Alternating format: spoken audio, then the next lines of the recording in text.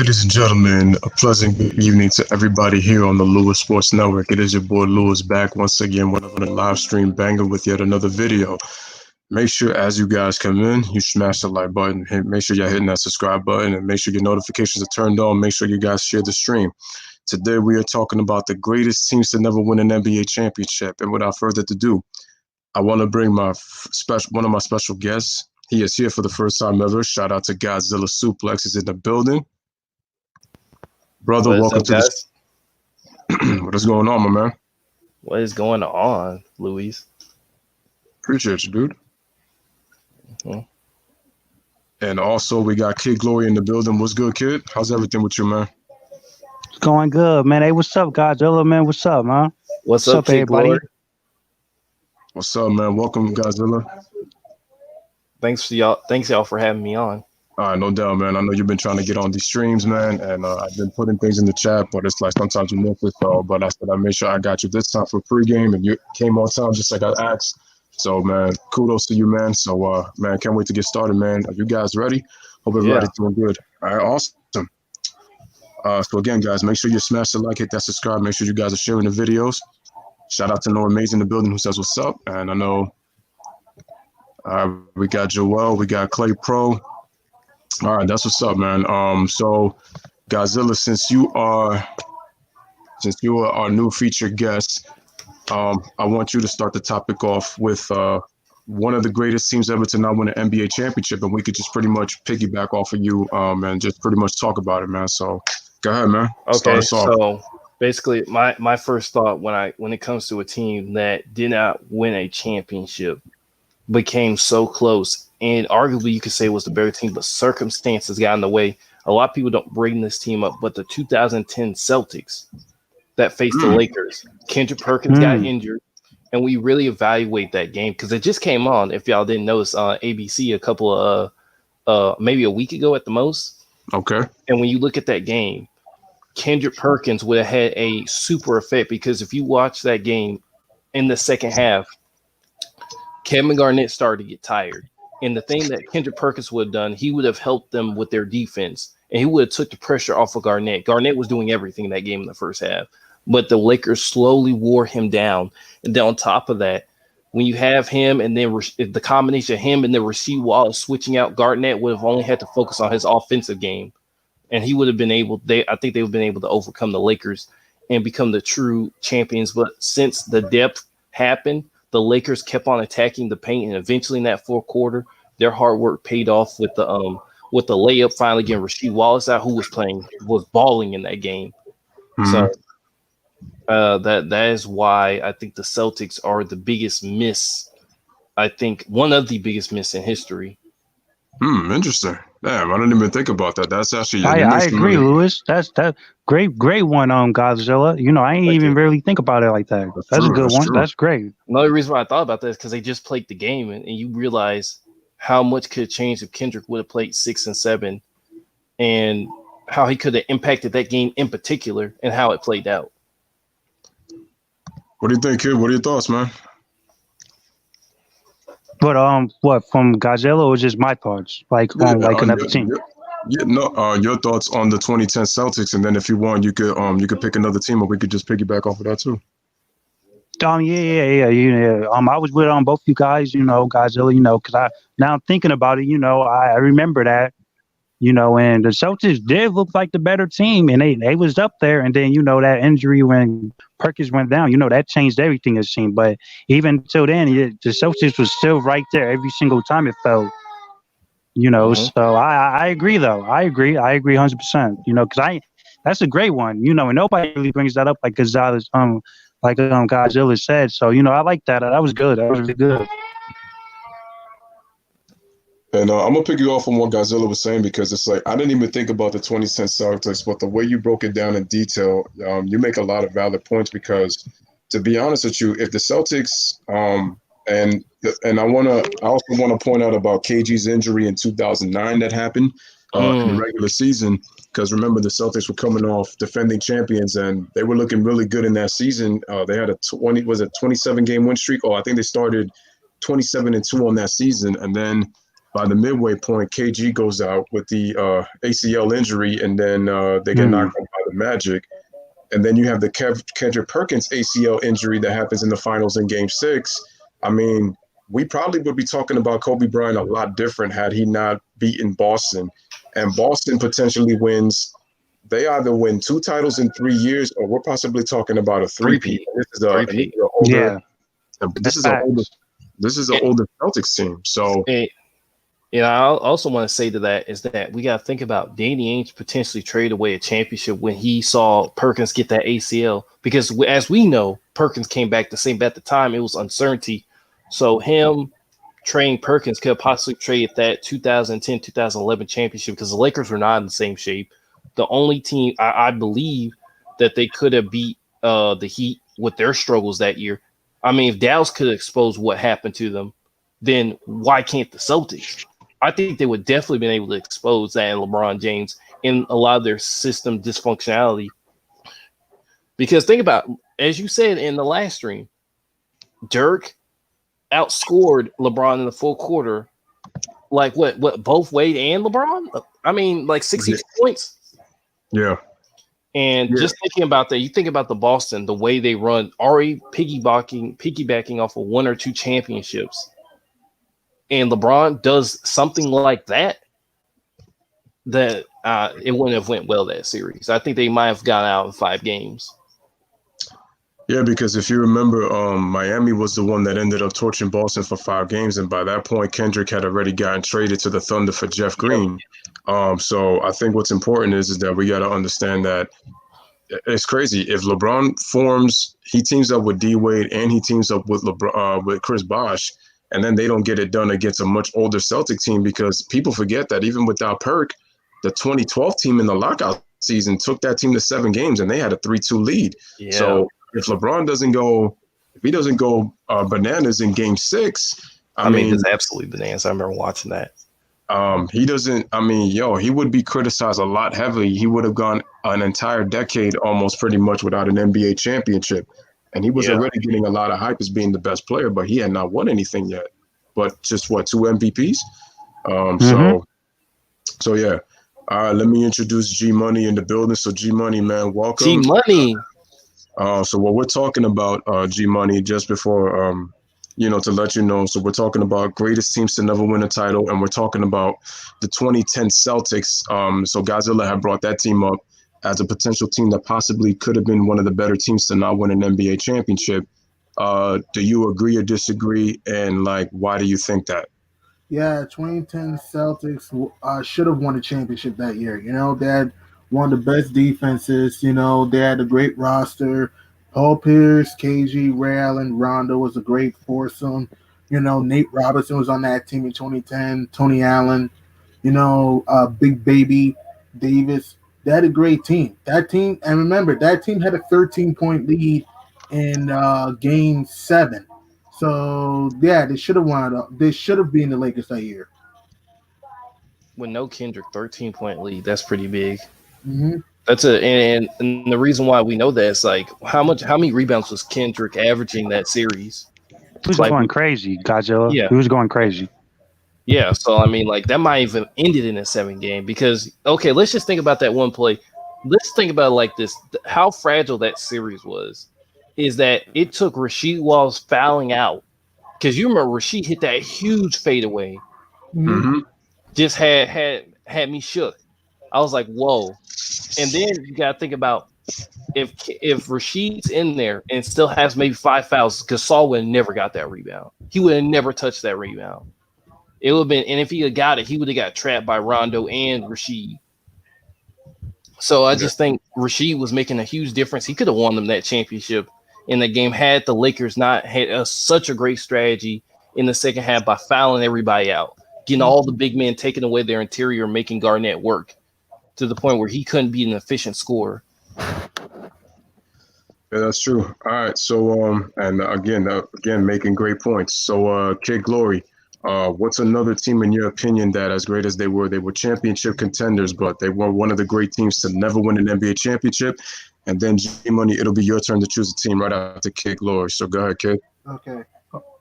I want to say the 2001 Sixers with AI 2001 Sixers with AI. All right, make your case. because should have never been there. I do not know how AI dragged that team through that Eastern Conference to go face that dynasty and Shaq and Kobe. And it was just a mismatch. It was just a mismatch. But instead of getting swept, AI, he did what he did. Salute to him, though. But, I just don't know how, if he did all of that and just had to go through something like that, facing that Lakers team, because that was just talk of the, Shaq and Kobe Lakers, and and they was going to be around the next couple of years and stuff like that, and they definitely proved it though. But that was it. That's what made them who they are, because that 2001 Lakers team is one of the greatest teams of all time though. But for AI to even, because many people had them not even making the playoffs, and for them to just go to the finals that same year is just crazy to me. It's just crazy to me though, how he was able to do that with all those people not up in a prime and stuff like that on his team and stuff like that. Mutombo wasn't as good anymore. I think Eric Snow wasn't really doing anything, but it's just crazy to me though. It's still crazy to me even to this day, saying that. But that's my team though. All right, cool. G Money, what do you think about the 2001 Sixers? You think they're one of the greatest teams to not win an NBA championship? No, I don't think so. Yeah, they won 56 games, but they didn't have the firepower to match any team in the West, in my opinion. If you put like the Mavs, the Spurs, the Blazers, the Kings, whoever in the finals that year, I think they would have walloped the Sixers, in my opinion. Because other than Allen Iverson, who's no one could create.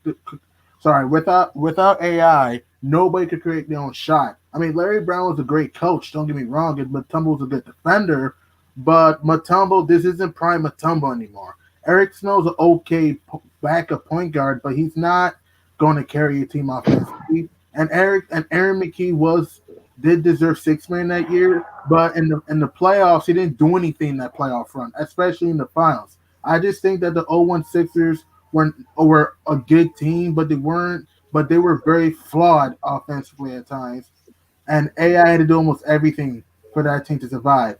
Like, I just think that whoever came out the West that year would have smashed the Sixers, in my opinion. Gotcha. What do you think, Godzilla? I think to piggyback off of G Money's point, I think when I'm looking at the stats right now, okay, biggest thing, Allen Iverson had 723 points that playoff run. Guess who's the number 2 guy? It was the 6th man, Aaron McKie. Not even Eric Snow, not even McKembe. Nobody. It was Aaron McKie as your second option. I think they're the luckiest team to ever get to the finals, especially with that hero type ball. I mean, they went 7 games with the Toronto Raptors, which nobody talks about. It was an epic series. Then you got to talk about I'm forgetting who did they play in the second round? It's on the tip of my tongue. It was the Raptors. They played in the second round. It was the Raptors. The first round. So who did they play in the conference finals? Yeah, it was the Raptors in the second round. Because they played the Bucks in the first round. The Bucks, right. No, they played the Bucks in the conference finals. Yeah, first round was the Pacers. Oh, okay, yeah. So, okay, yeah. And because it was an impressive run, but I just think it's more about AI, because when you compare them to these other teams, you can't say they're the greatest, because when I think of the greatest, it's a team that circumstances got in the way of them winning, not just one guy carrying them. An AI style made it where it was better for him to do that. But when you think about teams like the 2018 Rockets. The 2018 Rockets would smash the 2001 76 team in that era could smash them, whoever came out that West, like G Money said. So when we compare the greatest teams, I think they're one of the worst teams to ever get to the finals. I agree, 100%. I don't know, Gonzalo. I don't know. You can't be one of the worst teams ever to turn around and pull off something like that because it's That was one guy though. like me and you could play 1-on-1 for in a 7-game series. I can't say if you beat me, oh well, this happened, that happened. No, you was the better person. At the end of the day, you wanted it more than me, and you deserve to get to the next round or get to the championship. You know, and for them to constantly, because they was in a 7-game series like we just talked about, Twice. then they turned around and had to 7-game play. series. Who? Just who? The Sixers went Sixers. 2 7-game series. They were, yeah, in the second round. No, in the second round that conference final, yeah. Yep. Yeah. But still, though, you know, they turned around and had to go through that because in game sevens, it could go either way. Either team could win, no matter home court advantage, no matter none of that. You know, I don't think they're one of the worst teams to get to the finals, but I definitely think they're up there as like one of the teams. You know, like they just came from nowhere. They just should have never been there. They should have never been there. I think the 2017-18 Cavaliers could beat them. I agree. The 2018 Cavs weren't that bad. They weren't. Thank goodness somebody thinks that because I look at the team. You don't have Rodney Hood and all these talented players and not be good. It's just that they weren't playing. The chemistry was just bad. The chemistry was just bad. Okay, so basically, I see what you're trying to say, kid. But the thing is, with the 2001 Sixers, I would say that they had probably one of the more fortunate runs, fortunate playoff runs in history. Because even though they were a 56-win team, it wasn't like, number one, they didn't really dominate in the playoffs. So they did have the best record in the Eastern Conference. And it was actually, to be honest, the West was actually probably more balanced compared to the East because after them, I believe that there was only one other 50-win team in the East. But it was. It was Milwaukee, I believe. That was the other 50-win team. And if you look at they went to a 7-game series against Toronto. That team only won 47 games, so they almost got knocked off by them. And then Milwaukee, which was actually the better offensive team with Sam Cassell, Ray Allen, and Glenn Robinson, they were fortunate to get out of that series with 7. And I give AI a lot of credit. He carried them, no doubt about it. But I think that when it comes to greatest teams, I wouldn't consider them because it's like when you consider great teams, they have an opportunity to win a title. They got to the finals, but when you look at the matchup, it's like obviously now I give AI credit because he was able to get him and the Sixers got one. They were riding off of an emotional high, beating the Bucks in 7, and they got one off of Shaq and Kobe because they had 10 days off. But let's face it, if you're talking about a fully healthy Laker team, they don't have a shot. And I got to give the Godzilla props because AI scored 723 points, and the next best player is the 6-man Aaron McKee. It's not even anybody in your starting lineup. It's Aaron McKee off the bench. So when you consider it's like at least when you talk about great teams, they have to at least be, pretty good on both ends, pretty good enough offensively, and then they have to be great defensively or a solid defense and a great offense. And the Sixers, they were an offensively challenged team because everything ran through Allen Iverson. And the funny thing with Allen is he was not an efficient shooter, but they made him run through screens like if he was a catch and shoot player, even though this guy was a lot about isolation, dominant scorer. I love watching AI play. And like I said, I respect your opinion, no doubt, but I think when it comes to great teams, the Sixers were good, but I wouldn't call them a great team because I feel like it's a great, when I look at a great team, it's like, the Sixers got there, of course. They got the championship, and I give AI a lot of credit for dragging that Sixers team to the NBA Finals. But like when you look at some of the teams in the West, I don't see them beating a San Antonio Spurs team. I don't even see them beating the Sacramento Kings in the Western Conference. Those teams are much better offensively than the Sixers. Your defense can only hold you so long in games. Like eventually, you're gonna have to be able to score. They could take AI out of the game, or they could shut everybody else down and let AI just pretty much do something. They were fortunate that they got even enough offense for the bigs, but they had no answer for Shaq. And then let's face it, you're facing 2 20-point scorers. The Sixers didn't even have anybody that averaged double digits other than Aaron McKee after AI. So, like, that's why I don't think that the Sixers, as good as they are, they're great defensively, but I just don't think that they're going to be like one of those teams that I would say that would just go on and then end up winning a championship. But being that as it may, all right, G Money. Right. G Money. What's another team, in your opinion, that was a championship team, but they were one of the great teams to never win an NBA championship, in your opinion? We've already talked about the Celtics, and we talked about 2002 Kings, the team you have on the screen, man. 2002 Kings. Oh, facts. Like Sacramento, look, they won 61 games that year. All right, I think they were 34-7 or whatever at home that season. Okay, Sacramento had one of the potent offenses that season.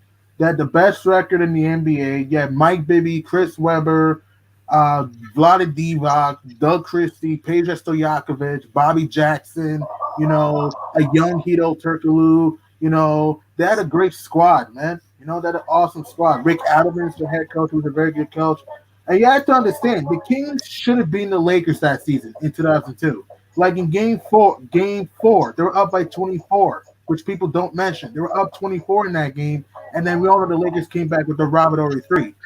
And then in game 7, they had a 3-2 lead, and then in game 6, we all know it was rigged. We know that. The game 7, Sacramento had a 9. They had a late lead, but they missed 14 free throws in that game and missed. I think went 2 of 20 for free or whatever in that game. The Kings had a great team. It's just that due to the NBA fucking them up, excuse my language, in 2002, and the Kings kind of choking that year. That's why we couldn't see Sacramento win it all. Because there's no doubt in my mind, if the Kings were in the finals that year, they would have beaten the Nets in 2002. Even though I do think it would have been closer, though. All right, Godzilla, what you think, man? 2002 Kings. 2002 Kings are one of the greatest teams to ever lose, to even challenge the Lakers in that 3-year stretch. I mean, it's like they really took advantage of the weaknesses of the Lakers in that series. And when you look at their overall production, like when you look at the Lakers, they run their offense through Shaquille and Kobe. And then the rest of the players from that, they kind of feed off them. They feed off of what Shaq and Kobe do, which what made that team so great because they complemented Shaq and Kobe so well. But when you look at the Kings, a team that is well-rounded as they were, to see them not win and to see them lose in that fashion in Game 7, because the series was really good. But I just think the Kings, and you could blame this a little bit on Chris Webber, but you gotta think when you first look at these teams, do you see the Kings beating the Lakers? No. But what you see on the court, and you gotta think the Lakers have 2 All-Stars. Mm-hmm. Chris Webber would probably be, maybe Mike Bibby, but Chris Webber is really the only real all-star on that team. So it just shows the chemistry they had. And we've seen chemistry beat super teams or teams that are really good that are hidden by superstars and basically. So I think the Kings are in the conversation, but when we start comparing them to each other, I think that's where better teams would edge out somebody like the Kings in matchup-wise, to me. Mm-hmm. All right, Kid Glory, what you think, man? 2002 Kings. I agree. Godzilla ended up taking a lot of my points, but basically everything he said, though, but I wanted to add on, who would have ever thought that Mike Bibby, Chris Webber, Turkoglu, they all would have been in that position to even challenge prime Kobe and prime Shaq and that Lakers team at the time. So, but Godzilla basically touched on everything and G Money did, so I agree though. I agree 100%. All right, cool. And here's what I'm gonna say about the 2002 Kings. I'm gonna put it this way. They should have beaten the Lakers in that series because they were the better team. And if you look at their offense, like Godzilla was saying, they really exposed the Lakers in that series because the Lakers had such a difficult time trying to stop the ball. And the Kings did a really good job with their ball movement. Their ball movement really gave the Lakers problems as to where the ball was. And the Kings were killing them from the three-point line because the Kings were the better shooting team. The issue with the Kings is that keeping their poise after blowing the lead, you could tell that they lack composure. And the crazy part is they were deeper. and they should have won the series. But when push comes to shove, it's true what Ryan said. I mean, sorry, not Ryan. Godzilla said that they had Shaq and Kobe with their two All-Stars. But if you look at matchup wise, you make the case that the Kings, where they match up in a lot of other areas, they actually will make the case to be able to be much better than the Lakers, except the guard position and the center position. Because Mike Bibby was killing that series, he showed no fear. But Chris Webber has had a propensity to choke in big games, as talented as he is, and It's like that timeout in Michigan. Yeah, I mean, yeah, I still remember that. But yeah, Chris Webber definitely had the Kings has a more poised, and that's why I feel like their leadership was missing, because I felt like they were missing. I mean, because look, G Money said it. They blew a 24-point lead in Game 4, and it ended up, as you can see right there in that overlay, Robert Horry shooting over Chris Webber after Vlade tips that ball out. I mean, Vlade could have secured the rebound, but I'm not gonna blame too much of Vlade on that. It just ended up in the wrong hands at that time. And even then, so Game 7, you're at home. You missed 15 free throws in Game 7. So even if you want to go with the Game 6, you had home court advantage and you still had an opportunity to win, and you didn't get it done. You lost in overtime, and it's what Shaq said this on Open Court years ago. He told Chris Webber that the Kings had the better team than the Lakers, but he said, we executed better than you guys down the stretch, and that's what it came down to. When it came to execution, the Kings down the stretch did a poor job executing, where they could have beaten the Lakers because they were the better team. And so they go to the finals. I think the Nets probably get 2 games on the Kings, and I think the Kings will beat them in 6. Good. Sorry, but the most disappointing thing about it is that Kobe was not having that good of a game. No. He shot 38% from the field, and when you're in a game where Shaq's shooting under 50, Kobe shooting 38, like, you're supposed to pull that game out. Like, there's no way, like, because you're taking advantage of your defense, and that's the thing, execution. That's why those 2 superstars are there, and that's where this is kind of like a little debate. Is it better for your team to be feeding off of superstars than it is for your team to be well-rounded? Because you can make the case in favor of LA in that series, but against somebody like LeBron James in 2017, 2018, we've seen it not work. So it's all about the pieces involved. And those are, I think these 2 things are on different spectrums of the sides. What happens when you have a well-rounded team against a superstar who players are feeding off of? Right. Yeah, that's true. That's true. And there's been a propensity for teams that have all-around wellness to lose to superstar teams in big games. That's happened a whole lot more than the other way around. Right. Okay. That's true. All right. Yeah, that's true. That's very true. All right. So here's one of my teams that I felt like was very deep, very talented. The funny thing is they had actually 2 great teams, but I'm actually going to go with this team. I'm going with the 95-96 Magic that won 60 games that ended up going to the Eastern Conference Finals. And unfortunately, they ran into the Chicago Bulls. Then they got swept. That was one of the greatest teams to not win an NBA championship. You're talking about a team that because the Bulls overshadowed another team that they ended up facing in the NBA Finals. But when we talk about the Eastern Conference, I mean, the Magic, they were as stacked as it gets. We're talking about young Shaq. You're talking about prime Penny Hardaway, who looked like a superstar when Shaq was injured, and he missed like a third of the season. You had Nick Anderson. I know he choked those 4 straight free throws in Game 1 of the Finals, but he was good. You had 3D. You choking like Lisa Ann. Lewis choking like Lisa Ann. Zach and Amanda was up 20 in that game, by the way. And it's crazy, and it's like that's what's and the Magic, they were just barely saying they had Horace Grant, former Chicago Bull. I mean, so this team was very, very good. It's just what sucks is that they ended up not winning. They ran into Jordan and Pippen, and what happened was that they ended up losing, and they get swept by the 72 win Bulls, and the rest is history. But man, they were a very talented, offensively dominant home team. The funny thing is, Penny came out and said that possibly Shaq could have won an NBA. Tim and Shaq could have won an NBA title had they been together. I said it wasn't going to happen anytime soon, probably for 97 and 98, because the Bulls were still there. And the funny thing is, when the Bulls swept them, Shaq ended up going west to sign with the Lakers, and Penny was pretty much stuck with a less mediocre team of what they were the year before.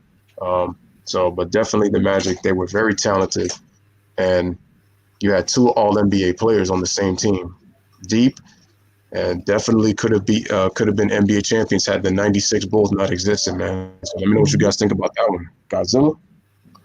Yeah, that team was very deep. I mean, it's weird because yes, they had the experience with Hakeem in the finals, which I kind of blame on Shaq worth ethic in that series. Like the Bulls just took what the Rockets did and applied it to them, and you can't really blame Penny because Penny in the first game had 38. Mm-hmm. You know, but as far as a team, I don't blame them.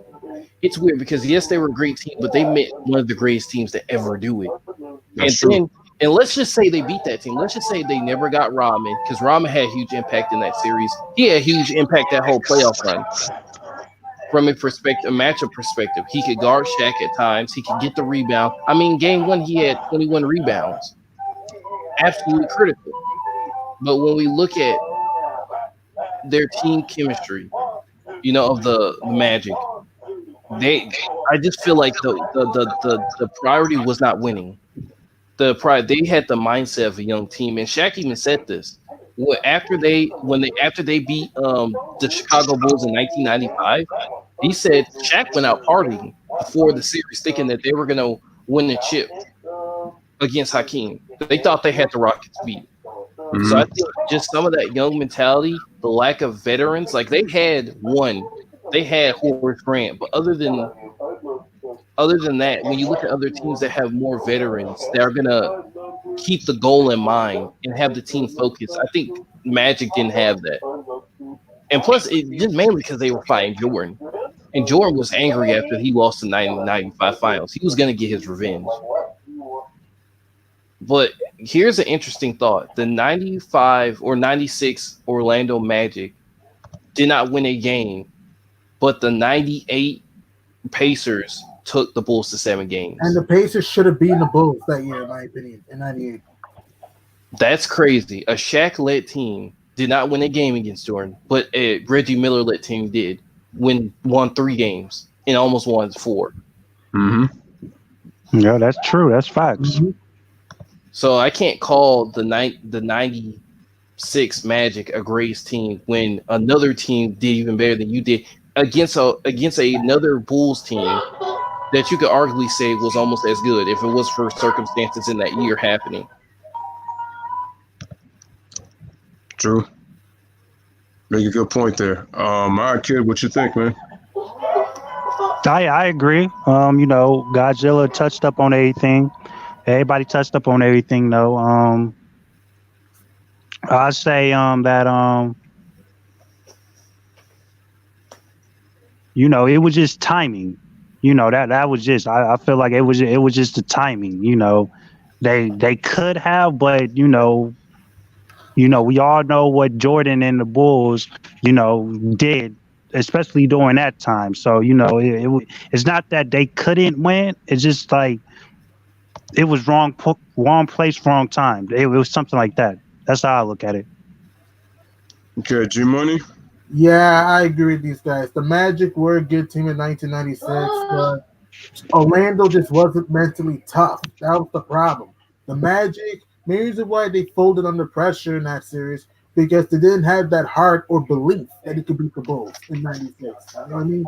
I know the Bulls were a great team winning 72 games. I get it. But there's no excuse getting swept in a conference final. I'm not giving them a pass for that. No excuse.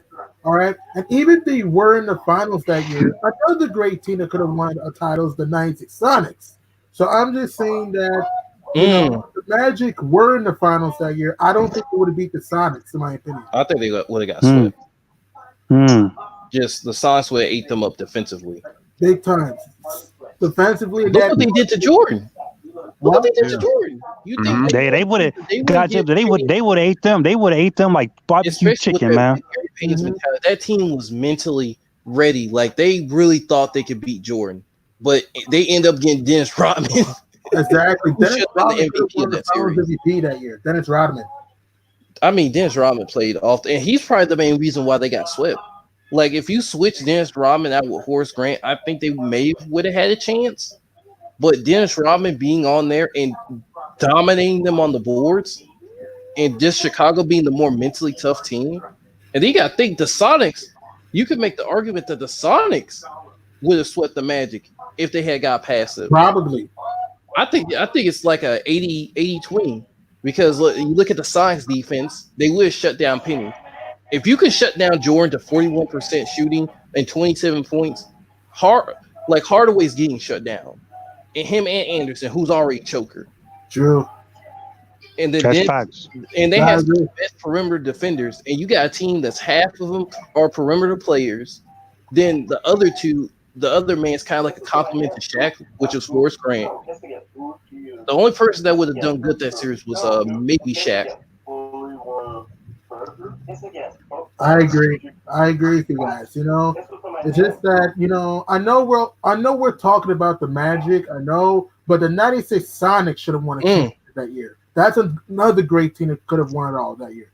The '96 Sonics. They won 64 games. I think had a top 5 defense. You had the Glove and Gary Payton. You had Sean Kemp, who had an awesome season. You had Dennis Schramm. You got Nate McMillan off the bench. You had Stan Perkins. That's a great team, man. I know we're talking about the Magic, but I want to talk about the Sonics for a little bit. Hold on, kid. It was Kid Glory's turn though, but I'll hold you up. But you can talk about No. He can go. Louis, he can go. I'll go after All right, cool. I'll go after G Money. All right, go ahead, G Money. Oh, okay. And the '96 Sonics had a great coach in George Karl. It's just that they got outclassed by the Bulls in 6. And Hold on a second, G Money. Kid, can you mute your mic in the background so that G Money's able to talk? And then once they come back. Oh, my bad. Yeah. I got you. All right, thanks, man. Go ahead, G Money. so I'm just saying that I know we're talking about the Magic, but I just think that they were not going to really win a championship that year. And I want to talk about the Sonics, though, because the '96 Sonics were very underrated, man. One of the greatest teams to never win the title that year because they had to run through the Bulls. All right, no doubt. Godzilla, what you think, man, about the '96 Sonics? The '96 Sonics are probably one of the greatest defensive teams ever. Top 5. The greatest, probably the only one in that class to never win a championship. We can't understate what they did. When you look at that series, Jordan had one explosive game. Rodman they just could not handle him on the boards. They could not handle Rodman. They couldn't handle Jordan. They pretty much had Pippen shut down. Like in that series, he shot 41%. And, he's not a volume shooter. We leave that to Jordan, but to even play such good perimeter defense to the point where you can have Jordan 41% from the field. When's the last time we've ever seen that from any of these teams in the playoffs? Hold Jordan to that percentage, maybe except the Knicks. It's never been done. It's never been done to the extent that they could have actually won that series had it not been for Dennis Rodman, who was the person that they just could not stop because they were paying so much attention. Because Godzilla, not even the Pistons held Jordan to 41% shooting from the field. And they had the Jordan rules. Exactly. They made the Jordan rules look like a joke. And actually, I'll say this. George Karl said this out of his mouth. Right before Game 4, he said 2 games were won by Dennis Rodman and 1 game was won by Jordan, which was the Game 3 where he exploded. Or the Game 2, I can't remember which one it was. And then at the end of the series, he said it's a toss-up between Jordan and Rodman. That's how good Rodman was playing. He was playing on an equal level with Jordan. And just think they got 6 games. And the Magic got none. You think the Magic would have been able to handle that kind of defensive intensity that Jordan was struggling with? Nah, nope. I can't see it. Nope. I agree with you, man. Crazy part about it is that the Sonics, people forget they lost the first 3 games of that series, and then they came back and took 2 from Chicago, and they did it very convincingly. Jordan, it's true what Godzilla says, man. It's funny because out of all 6 NBA finals, that was the worst that Jordan ever shot in a 6-game series at 41%. It was the worst that he ever shot. And he had, 3 or 4 of probably the worst games he ever shot in an NBA finals game. So just in that series alone. So it just tells you the type of defense that Sonic played. Gary Payton, it wasn't an ankle. I believe he had a calf injury that he had. I think because if you look at his calf sleeve, I know that kind of became his trademark somewhat, but I know he had a calf injury that he played with going against Chicago, and he still did a pretty solid job on Michael Jordan when he played him. I mean, you're talking about Defensive Player of the Year, Gary Payton, number 2 defense in the they were the number 1 defense in the NBA actually. The Bulls were number 2. Gary Payton, and what? The 96 Sonics are definitely one of the greatest teams. You're talking about Gary Payton and Shawn Kemp in their prime. You're talking about Detlef Schrempf, one of the best 6 men in the NBA. You have Sam Perkins, Hersey Hawkins, Nate McMillan's coming off the bench. With he made 4 defensive teams. So that team does not get enough recognition, man. Really don't. Vincent Askew off the bench as well with his 3-point shooting. So they definitely are. They're probably the most underrated all-time great team to not win an NBA championship, I think, of all time. And that's a 64-win team that won 38 games at home, which was the second best, tied with the Magic for they had the 3rd best home record in the NBA that year, 38-3. So dominant. Only the Magic and the Bulls had better home records. Well, I think they tied the Bulls for no. They had the same amount. The Magic and the Bulls had the same amount. Well, yeah. So G-Money talked about the 96 Sonics. All right, kid, what's one of the other greatest teams, in your opinion, that never won an NBA title? So 96 is a very good argument for Seattle. Very good argument. Yeah, that was great. That was great. I was going to say the 2016 Warriors. Fast. Big time. It was incredible. It was incredible. I'm 17 glad again? I got to watch 2016 Warriors. Oh, of course.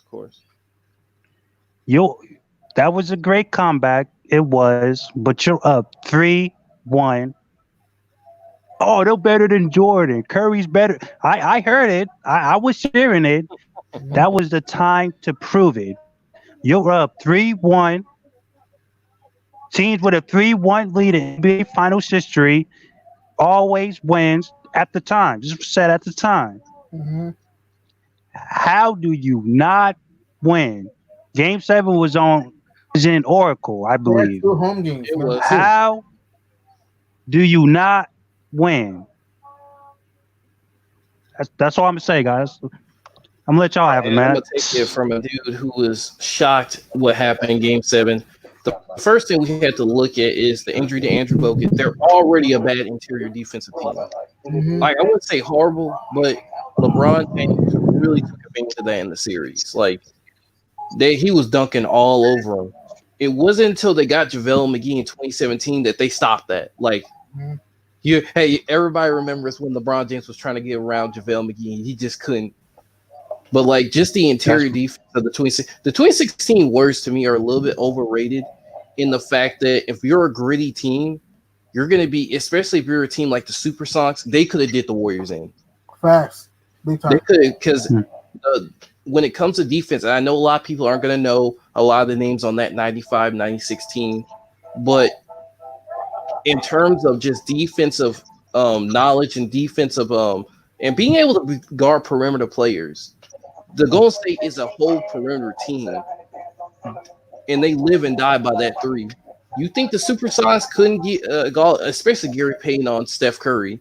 Gary Payton on, you could say Gary Payton, Nate McMillan, you could switch any of those guys out on and then Draymond Green, is he gonna have a good series against trying to guard freaking Shawn Kemp? No. Shawn Kemp would run all over them. because they have no interior defense. They're all 3-pointers. So people say the Warriors are the greatest team. Yeah, they had a great season, but it got exposed in the playoffs. It really did. Plus They injuries. could have lost to OKC in the conference final that year. They should have. But that's Yeah, Kevin Durant's fault. So I think you can't even you could say they're one of because in talent, right? Because talent wise, what they were playing to up until that fourth or fifth game, they were playing off the charts. And then they just stopped because of that interior defense changing that whole series. So if they were healthy, they would have won. And then Draymond Green getting knocked out for just like touching LeBron James after LeBron James stepped over him unnecessarily. Like nobody even talks about the calls in that series. Like Steph Curry, LeBron James pretty much runs over Steph Curry. Steph Curry gets called for the foul. Yeah, There were a lot of calls in that And series. I believe that Curry got fouled out one of those games. I could be wrong though. Game 6, yeah. Game 6. Rejected. He did the mouthpiece, yeah. And then Draymond Green got suspended for something just so bogus. Like, and LeBron, if Draymond Green gets thrown out of a game for getting up and getting mad, somebody stepping over him, then LeBron James should have gotten thrown out for stepping over him because it was completely unnecessary. True. But the league wanted LeBron to win and make that comeback, which you still got to give it to the Cleveland Cavaliers. They still went out and did it. But a lot of you could say that the Cleveland Cavaliers, they're the underachievers because they on paper you look at they match up well. They got all these defenders against Golden State. They got good interior offense, great defense coming from JR, Matthew Dellavedova the year before when he sticked with Steph Curry. So you could say that the Cleveland Cavaliers were an underachieving team more than Golden State was one of the greatest teams to never win. In terms of the Warriors, they're kind of iffy with me with 2016. Yeah, they had a great regular season, but the reason that listen, one of the great regular season records of all time. Had they won the championship, they probably would have been up there with the Bulls because they won one more. But I mean, they did have some injuries, and they didn't have a dominant postseason. And the funny thing is, their only 2 losing streaks of the season happened in the conference finals and NBA finals because the Thunder gave them their first 2-game losing streak of the year, and then the Cavaliers I remember. And then the Cavs gave them their first 3-game losing streak of the year, which ended up being the last 3 games of the series after going up 3-1. So the issue with the Warriors for me was that unfortunately their postseason couldn't match their dominance of the regular season. And a lot of it had to do with the injury that Steph Curry had because they had to adjust their offense when he was injured. And the thing is that if you look at all of their title teams, they've been to 5 finals and they've won 3 chips. And they were the defending champs going into the postseason. So it wasn't like if they were, obviously they were hungry to win another one, but they were being hunted, especially with what they set out in the regular season. So you can make the case. I mean, it's difficult, but I just think, in my opinion, when I look at the 2016 Warriors, I wouldn't consider them. They're one of the greatest in terms of regular season, and they had the most wins in the calendar year, and they did it really with a really non-talented roster because the most talented player that they really have is pretty much Stephen Curry. A lot of their players are very good role players that fit into the system with Draymond and Clay, and I'm not trying to disrespect those guys; they're good. But it's like what Godzilla was saying. Against the Cleveland Cavaliers, they're the more talented team, and they really underachieved. And to me, when I look at the matchup, OKC should have beat them because they were more athletic. They were more bigger. They were, to me, a better defensive team when they really set their mind to it. They had KD and Russell Westbrook. And the thing is that they also were a very good rebounding team, which is one of the weaknesses of Golden State. And then with the Cavaliers, you're going against KD, and then you're going against LeBron in the finals, and they didn't really have a matchup for either one of those guys. KD and Westbrook pretty much showed that series in 2016 in the Western Conference Finals, and then with LeBron, it was like they're more talented, so they had no business going down 3-1. And it took a Draymond suspension. It took Curry's injury, but I'm gonna still say that I gotta still give Cleveland credit. That's why I said that the championships of 2015 and 2016 cancel out, because if you want to tell me Kyrie and Kevin Love for 2015, then I'm like, okay, Curry wasn't playing his 100% best, but Iguodala was hurt. Curry choked. So Curry and Clay choked. And the funny thing is, Clay has not had a good NBA Finals up until last season in 2019. True. I mean, he's had his best field goal percentage in an NBA Finals because he's been under 40%, and I believe just about every series he's played. Or maybe he was at 40% in 2018, but Clay has never really played well in the finals up until last year. So when I look at the Warriors, it's great regular season team, and what made them all-time great was Kevin Durant, though. And yeah, we can't forget about Game 6 Clay, obviously. And Curry had his moments, but he wasn't as dominant after the injury. So I like that. Curry didn't get injured.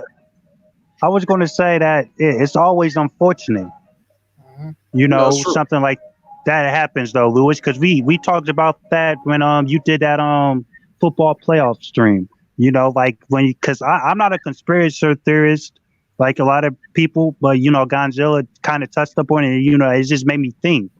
You know, you hate to see stuff like that because you know many people. I can pull up the receipts.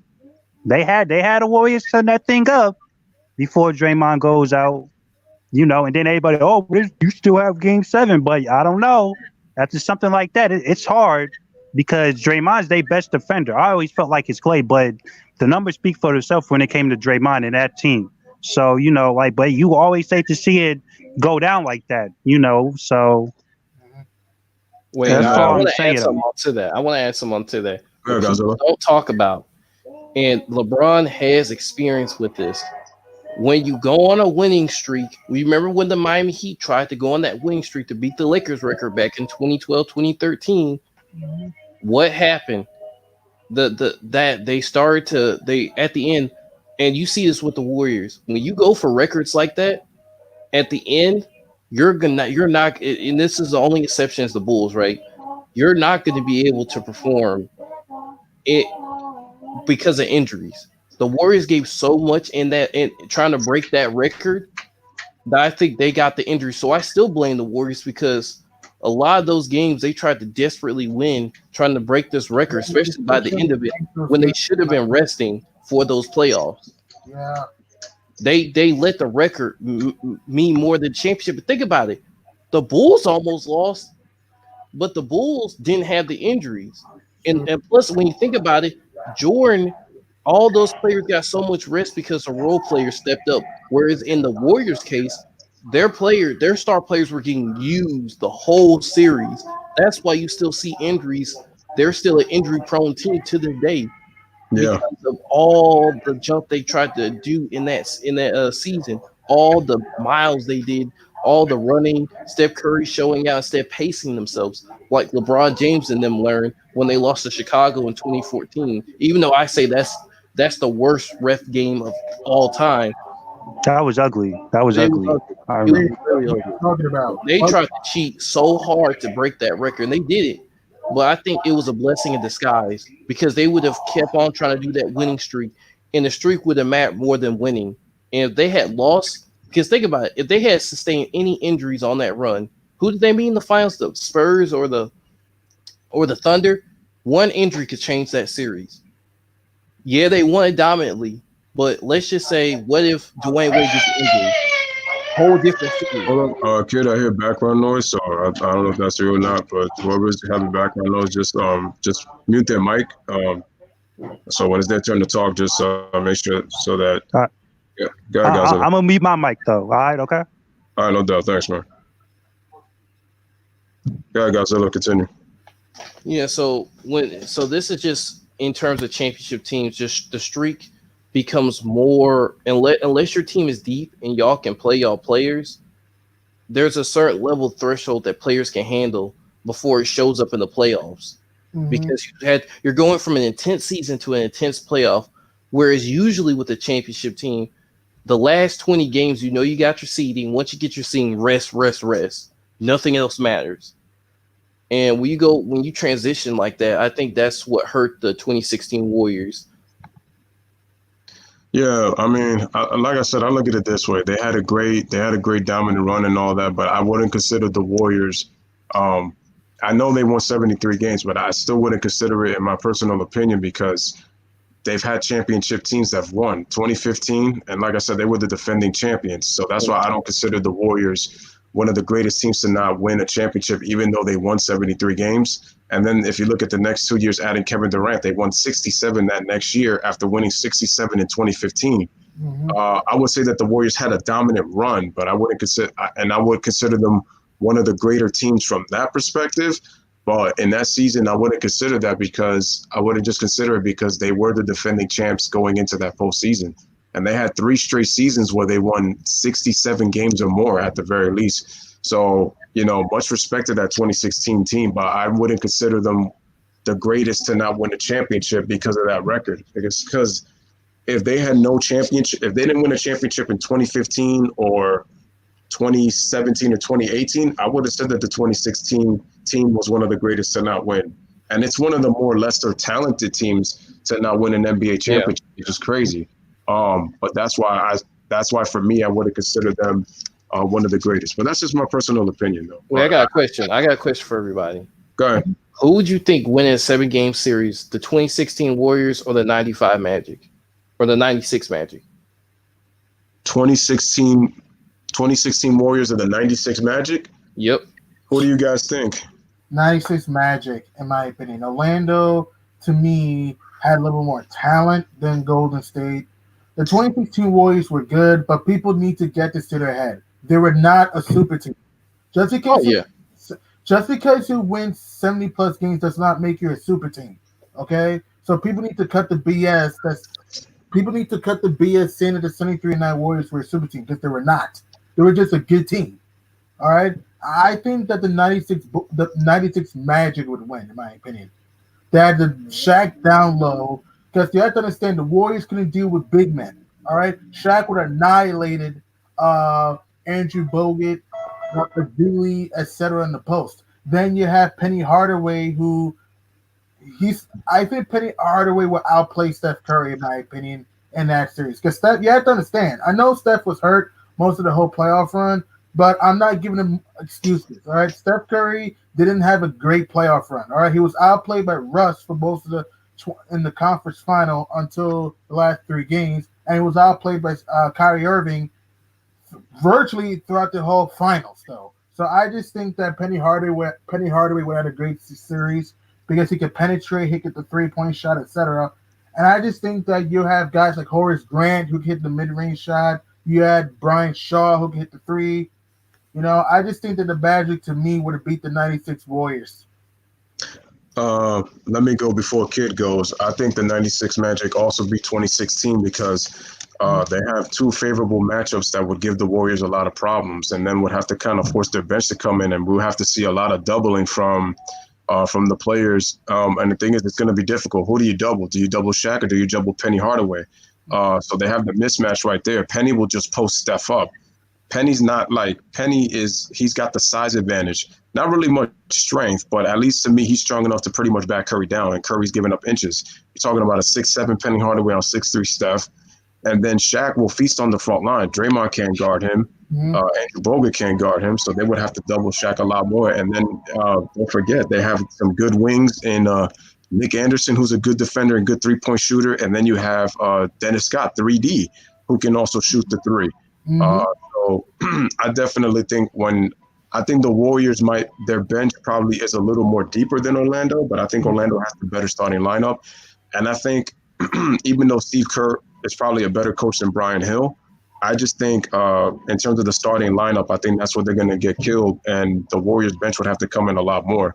But I could see where the Magic have issues because the Magic, they relied much more on talent than they did really with IQ in terms of offense and defense, because they had the ability to run really good plays.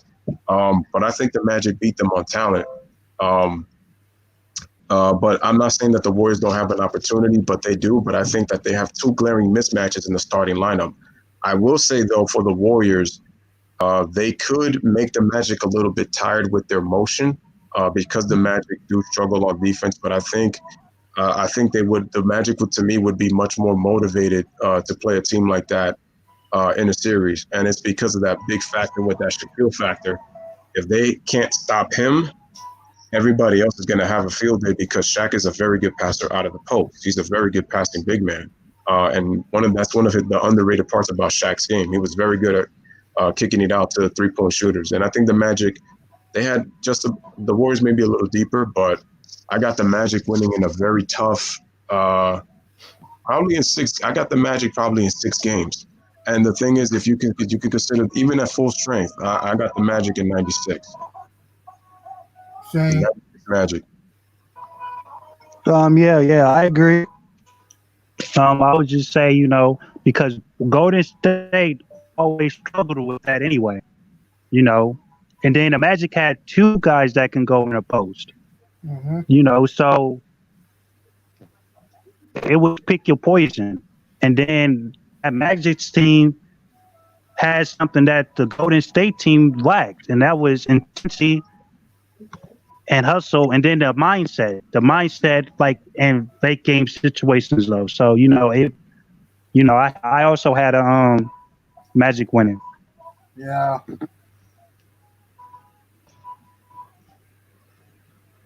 Godzilla, who do you think, man?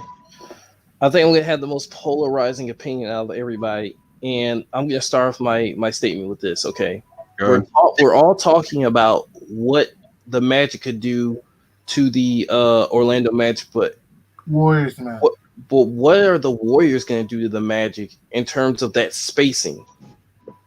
That spacing is a real eyesore to me because you're talking about Shaq. Yeah, Shaq was a pretty good mover, but is he going to keep up with the different sets that the Warriors are going to run with Steph Curry?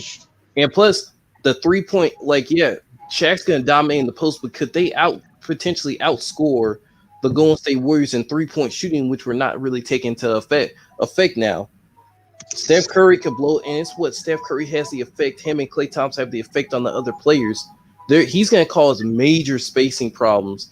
Shaq's going to be running at the perimeter just all day long. And when we talk about, who's going to stay out of the paint, you got to think, not only do the Magic have 1 big man, but they got 2 big men who are not very mobile.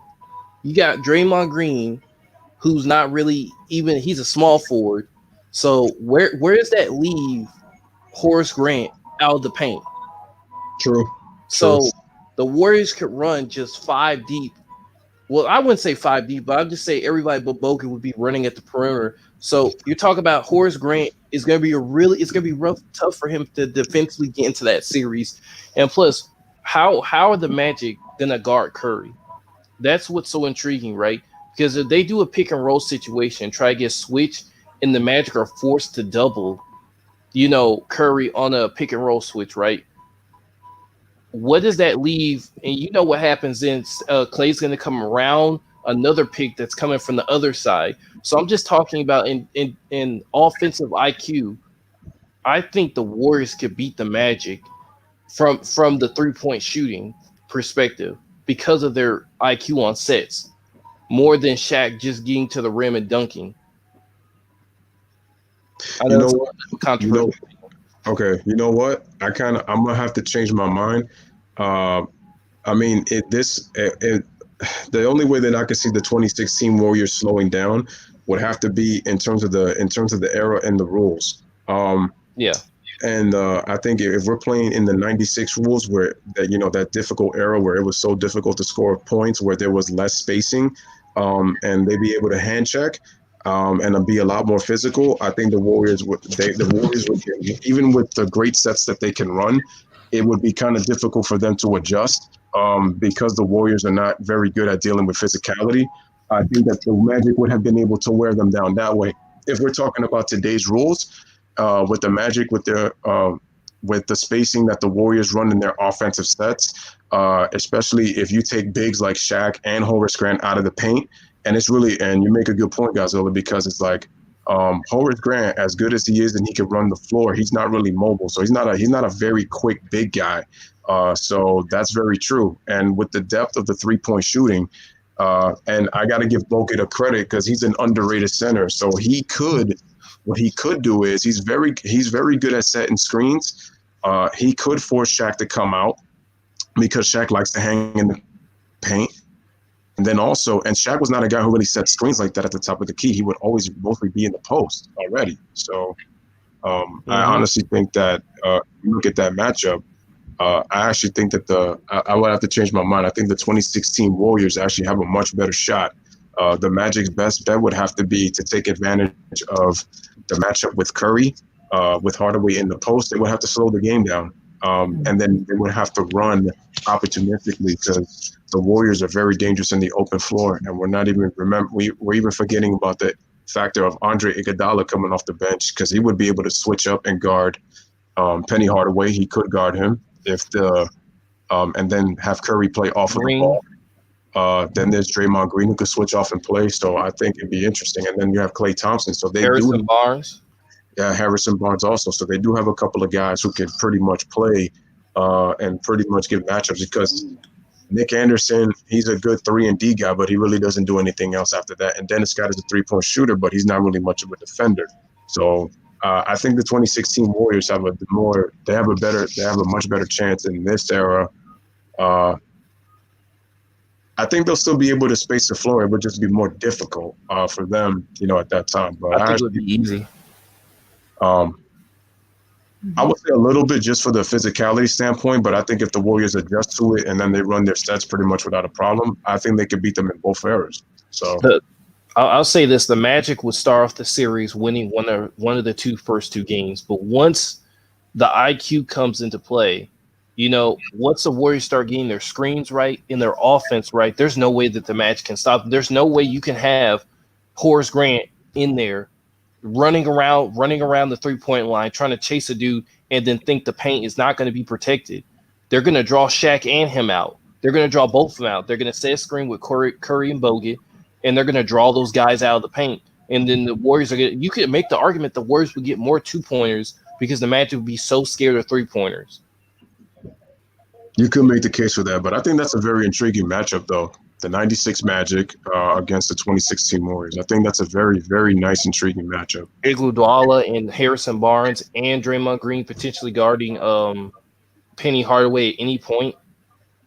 The switch on Curry, yeah, it's potent, but I think they could get a little bit better. And I think the Warriors are the better help defense team. I think when it comes to help defense, their IQ, I think, would play a huge part in that series. And let's not forget, this is the same Iguodala the year prior that stopped LeBron James.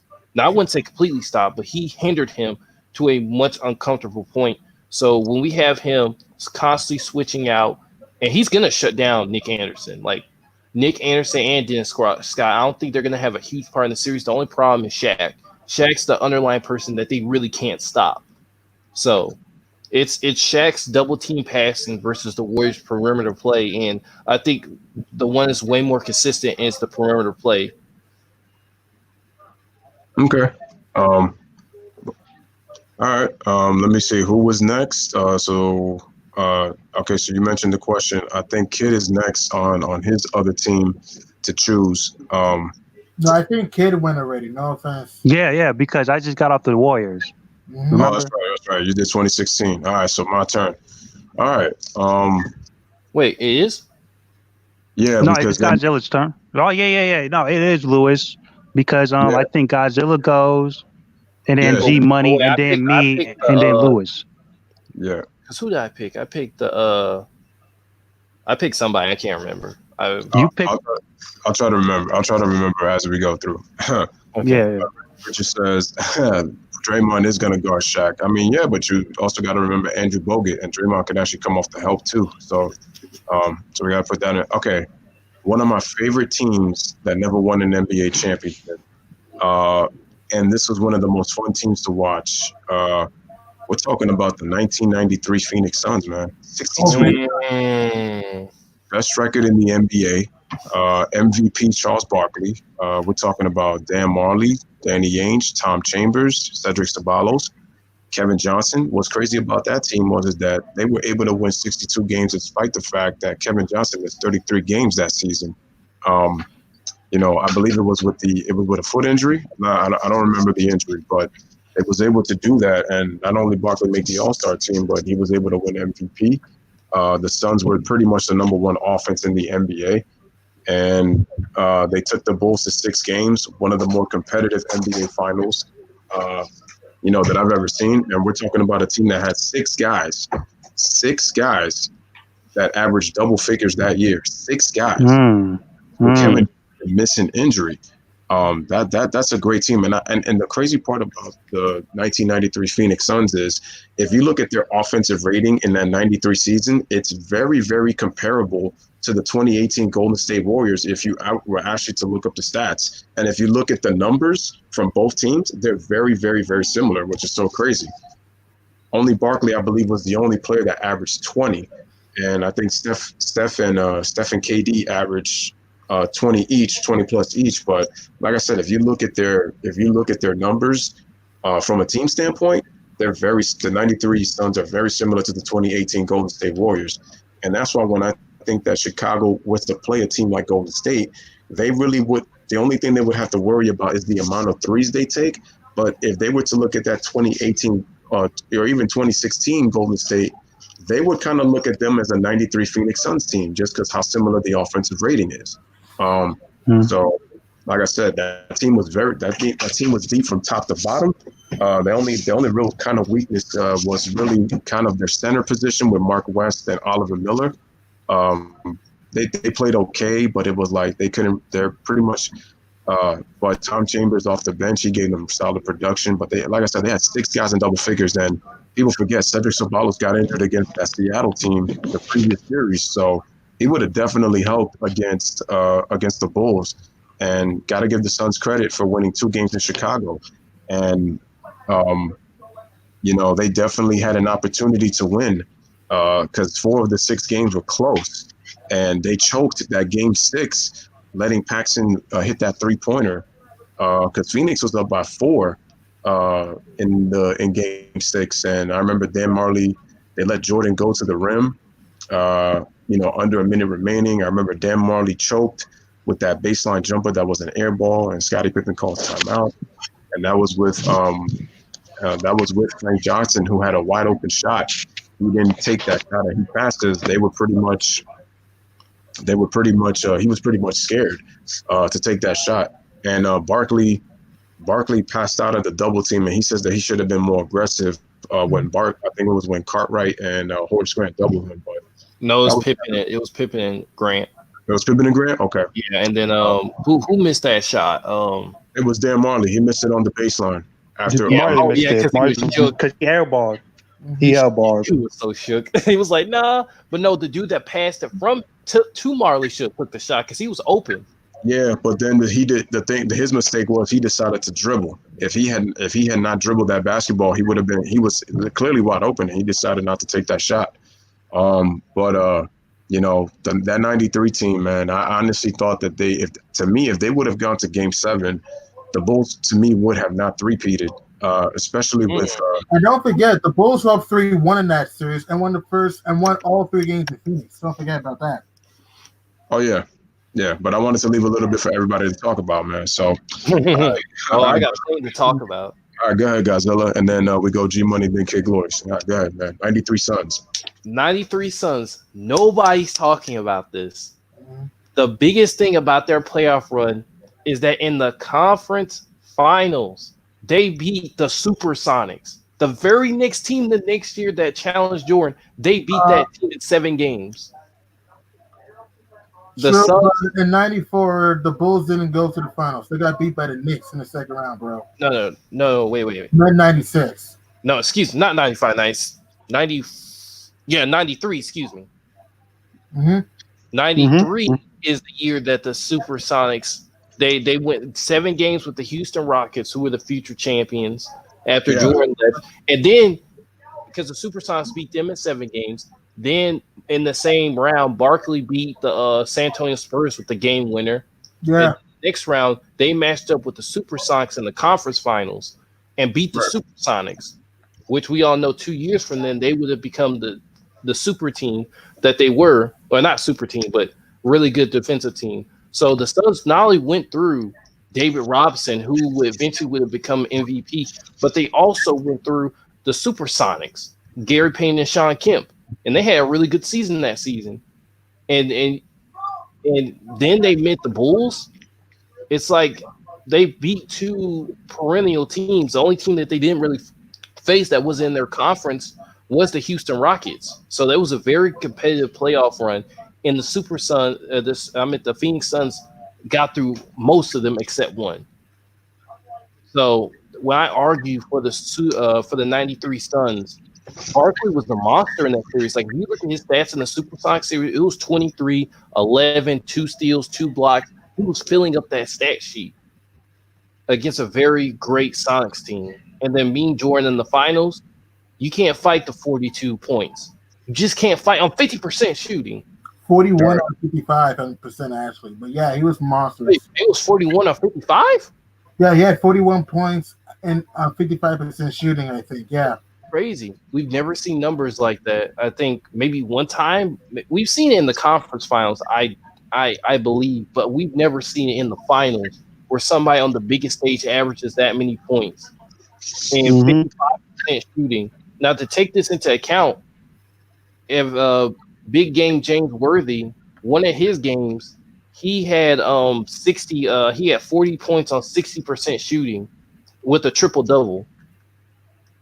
To think really average that for a whole series, not the triple double part. Well, actually, he had 8.5 rebounds and 6.3 assists. So he was playing a monster series that whole time, and that's what it took for them to beat the Phoenix Suns that year.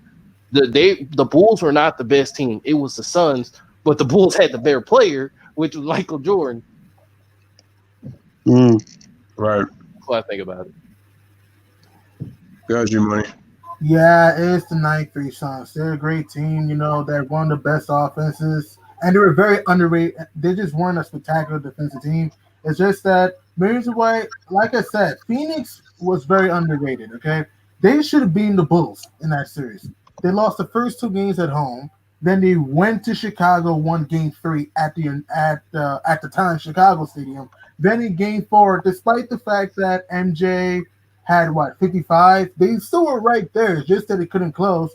Then they stole Game 5 again in the Chicago Stadium. Then in Game 6, people forget about this. In the fourth quarter, MJ scored at the time all 9 points of the. Oh my God! People forget about that until Paxson hit the 3, but he was wide open. That was a defensive communication right there. If they just guarded Paxson that moment, Chicago, the Suns would have won the game. Let's just be real. If they just guarded Paxson that moment, the Suns would have won the game. Kid, can you read the mic? Yeah, I got you. Got you, money. Okay. If they just switched and guarded Paxson from the perimeter, the Bulls might not even have scored 10 points in the fourth quarter, by the way. And also the fact that the Suns would have been a 3-3 series going back to Phoenix for Game 7. And I do agree with you, Lewis. The Suns would have won Game 7. They had all the momentum in the world, and they would have had home court advantage.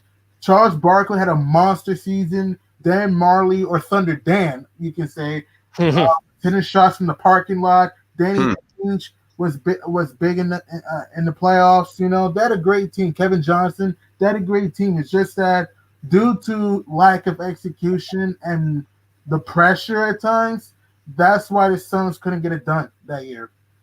Like, G-Money, I want to add something onto your statement. And when you look at that play, the reason why they didn't come out to Paxson, and this is what makes Michael Jordan so good, it's the things he does to opponents, right? And Sky in that offense, they were willing to let Paxson shoot that shot. But wide open, I disagree. I know. I mean, not to the and mentally. Their mental priority was stop Jordan, stop Pippen. Everybody else will take that chance on. You do have a point. You have to understand. Look, MJ's way better than Paxson. We know that. Jordan and Pippen's way better than Paxson. But you also have to understand that John Paxson can't hit that shot, though. He was wide open. That's what I'm saying. I understand you don't want MJ or Pippen to take the last shot. I get it. But at the same time, you've got to switch on the shooters, though. That's what I'm saying, though. And I'm not saying that wasn't a bad defensive play. I'm just saying that in that moment, technically you could have said the Suns made the right decision. I disagree. I didn't think. In my Up to that point, what big shot did John Paxson make up to that point? you do have a point. I'm not saying he's Ray Allen. He's not. But I'm just saying that again, the guy is a shooter though. And again, the Bulls they lived with the three because the Suns' defensive strategy was bad and it cost them the series. And then don't forget too, in the next play when the Suns were down 1, I think it was Horace Grant that blocked Kevin Johnson's shots at the end. Yeah, You forget about that at the end. Because if Horace Grant doesn't block that shot, Kevin Johnson might have scored and the Suns might have won the game when no one's talking, and we would not be talking about John Paxson right now. So, yeah. So here's the thing. I want to talk about that last play. The key with Paxson getting that shot, and Godzilla, you do make a good point on Jordan's greatness. But the thing is, I watched the 1993 championship videos. You guys should actually check that out. Mm-hmm. They actually reviewed the last play. And one of the assistant coaches from Phoenix is telling the Suns, don't allow dribble penetration.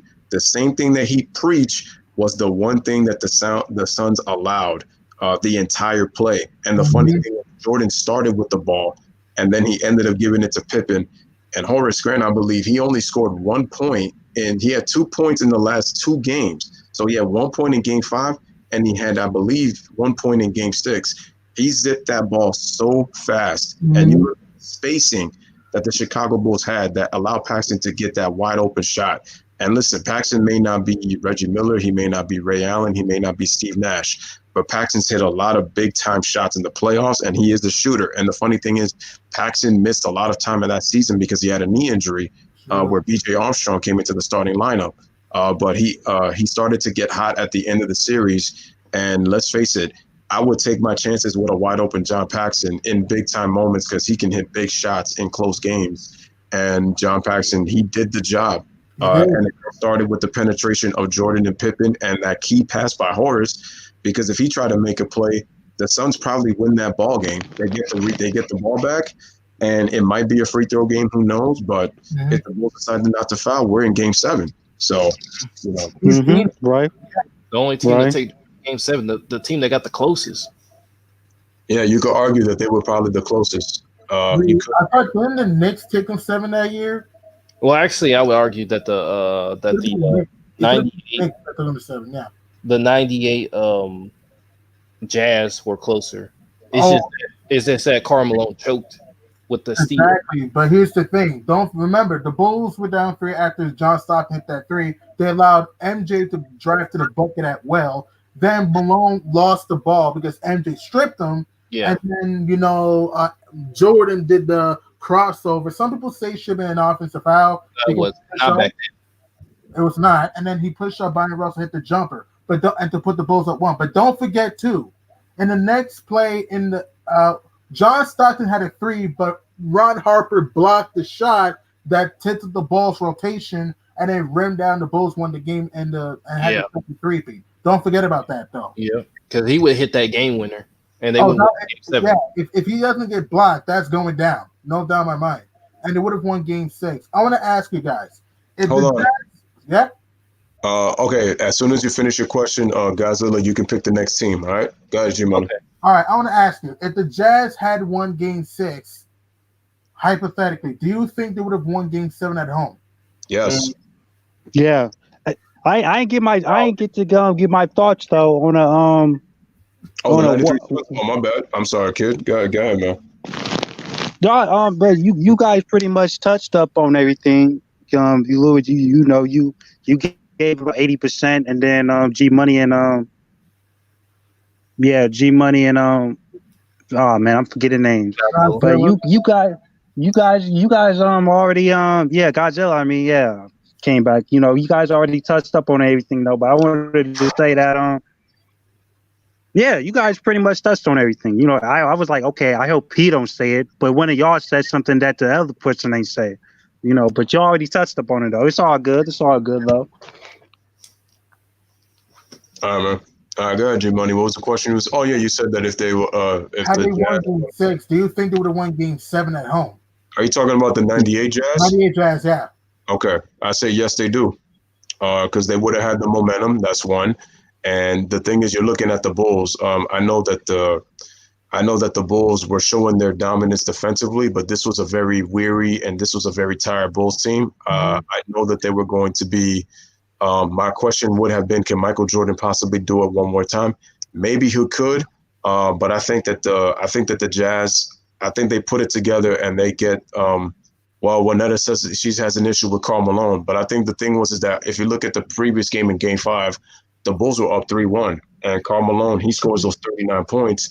What's crazy is that the Bulls only lost the game by 2 points, which you would say that's kind of scary considering that it took 39 points and they still won the game by just a basket with Jordan going off for 26. And it took a hell of a lot of effort for him to score those 45 points. I think Pippen was like 2 of 18 in that game too. I think so. Yeah, that's true. That's true. Very good defensive series. The Jazz don't get talked about. Don't get talked about. The 98 Jazz are one of the greatest teams to not win at all. That team was amazing. I was gonna say one of those Jazz teams though. I was hoping nobody got to it though. Oh, I apologize. My fault. No, you got you. I just knew it though.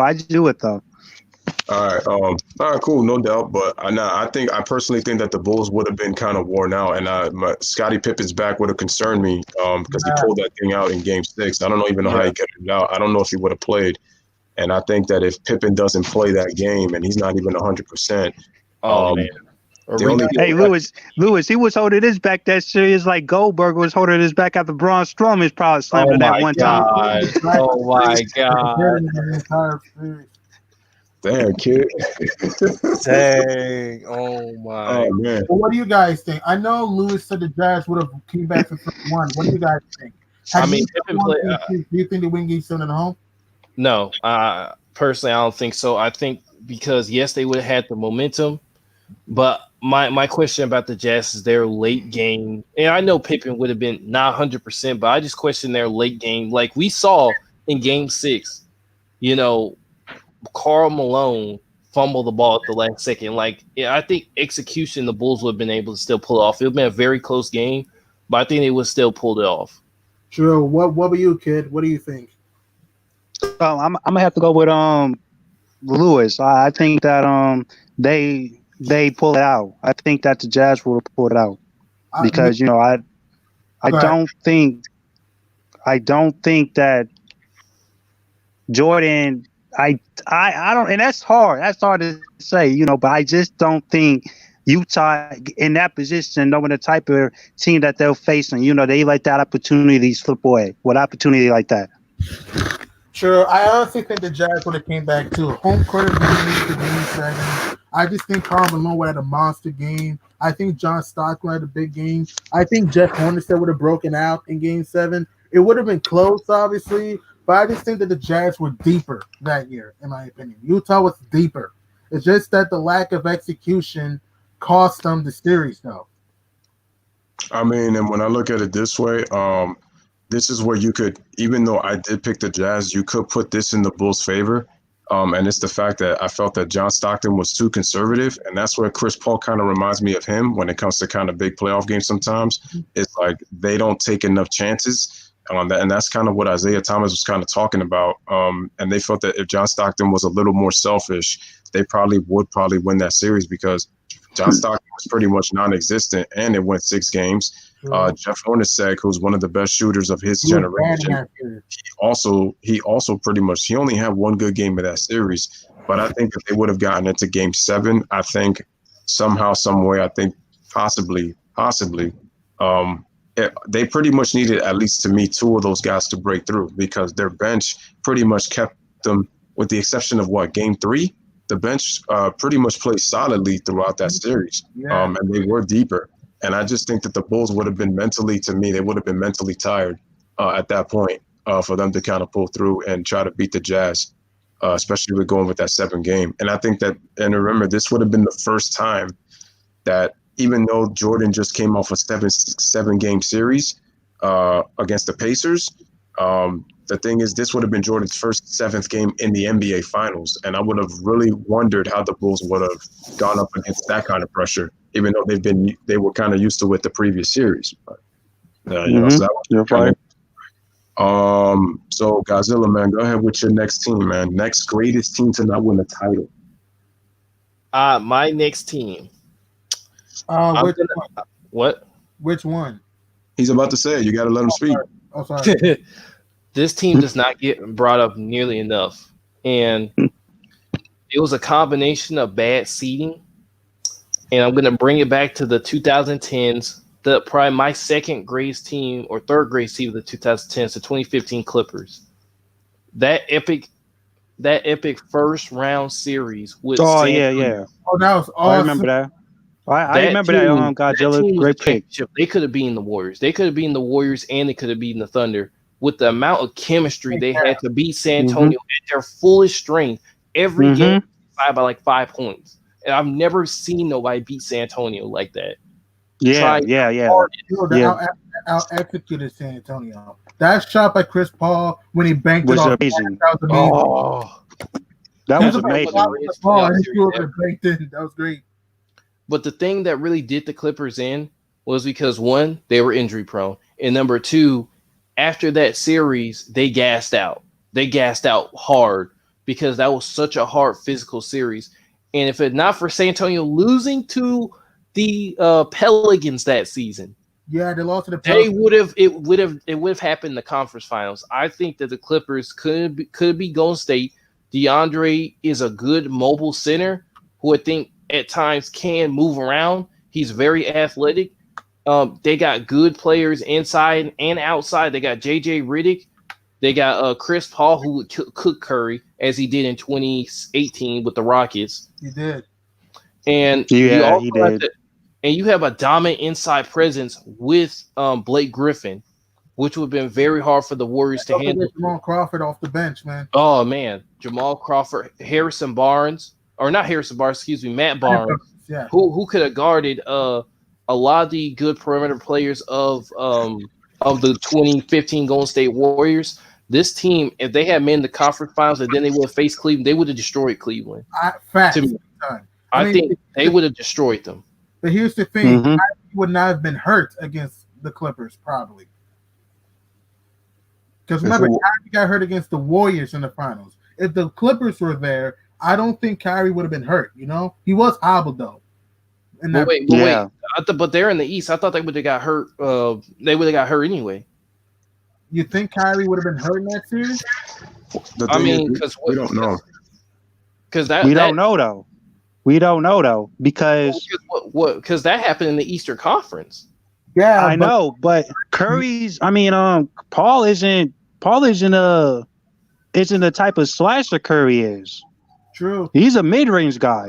Paul will light anybody up from mid-range. Off the charts now. They just came off a series where they beat San Antonio. Their chemistry was off the charts that series. I think it was. You can't argue. The Oklahoma City didn't have that. Oklahoma City was a train wreck. They just played well, I think, in the series against the Warriors. The Warriors didn't have that type of chemistry. The only two players I think that was on that level of chemistry that team had was Steph and Clay. And but the other players on that other team, the way Chris Paul got them all involved, they would be able to beat the Warriors. They would smoke Cleveland with no Kyrie or Kim Love. And even if they were there, it's just a bad matchup. That's as true. far as chemistry. The Clippers had too much talent. It's just that. Yeah, they're talented. The Clippers is very talented. It's just but the thing that but Godzilla, you never bring this up though. The thing that they lacked, they mentally was weak mentally. They weren't. I'm pretty sure my 6-year-old sister is probably tougher than them. Mentally. They beat the San Antonio Spurs. You can't be weak and beat the San Antonio Spurs now. But they blew a 3-1 that talented. Mentally they was weak. Talent wise, they blew them out the water. They should have blown San Antonio out the water. If it wasn't okay, let's just think about this. Let's just say even when they got to the finals, they were a little bit hurt. Okay, let's take the difference. LeBron James could not beat the San Antonio Spurs. This team beat the San Antonio Spurs in the first round in a more competitive series, whereas the San Antonio Spurs blew the Miami Heat off the court. This is the team we're dealing Mhm. with. This is the level of team we're dealing with. And I think if it not for that hard 7-game series, they would have been able to conserve themselves until the conference finals, where they would have only had to play 2 hard series. I agree with you though, Godzilla. Seeding really messed them up. San Antonio, in effect, San Antonio really eliminated the Clippers anyway. Just listen, first game in New Orleans, they would have been the 2 seed. I think the Spurs would have been the 2 seed, and they would have played. Who's the 7th seed? The Mavericks. Okay, they would have played the Mavericks. Yeah, Mavericks. Yeah. So the Spurs might have, gone far if they would have beat the Pelicans that last game of the season, and the Thunder would have made the playoffs that year. Mm-hmm. So yeah. Louis, what do you think? The 2015 Clippers, to me, they had the talent to be an NBA championship team because they were very deep and they were very talented. The issue is, though, the problem is because they were, I mean, we could say it, that they, you would think that if you would beat a team like San Antonio, you would be a more mentally tougher team because San Antonio is a team that makes you play mentally at your, not only at your toughest, but mentally you got to be very sharp. And with San Antonio, historically, any Tim Duncan type of team, the key to beating San Antonio is you got to out-execute them. It's always about out-executing San Antonio. And, the funny thing is when Chris Paul hit that game-winning bank shot in Game 7, he ended up tearing his hamstring, I think, on that play. Or I think it was the play before that, but I said to myself after beating San Antonio, I said to myself, they're facing the Rockets, which is a lesser version of San Antonio. Good, but I said the Clippers are better than them. So I said, okay, they get by them. I said they go against the Warriors. I was like, as great of a season as the Warriors had, I think their luck would have ran out against the Clippers because of that talent. And then you're dealing with the athleticism, something that the Warriors have always had trouble with when they face athletic teams. But the problem is that the fact that they blew that 3-1 lead because Louis, I was going to tell you to bring that up. Yeah, I was going to tell you to bring that up. And the thing is, though, 19-point lead in Game 6. And the thing is also, though, nobody was expecting Josh Smith and those role players to go off like that. When you're looking at Corey Brewer and Josh Smith, they were actually the unexpected unsung heroes in Game 6. And for some reason, the Clippers couldn't buy a basket. They were struggling to knock down shots. Even at the rim, they were having more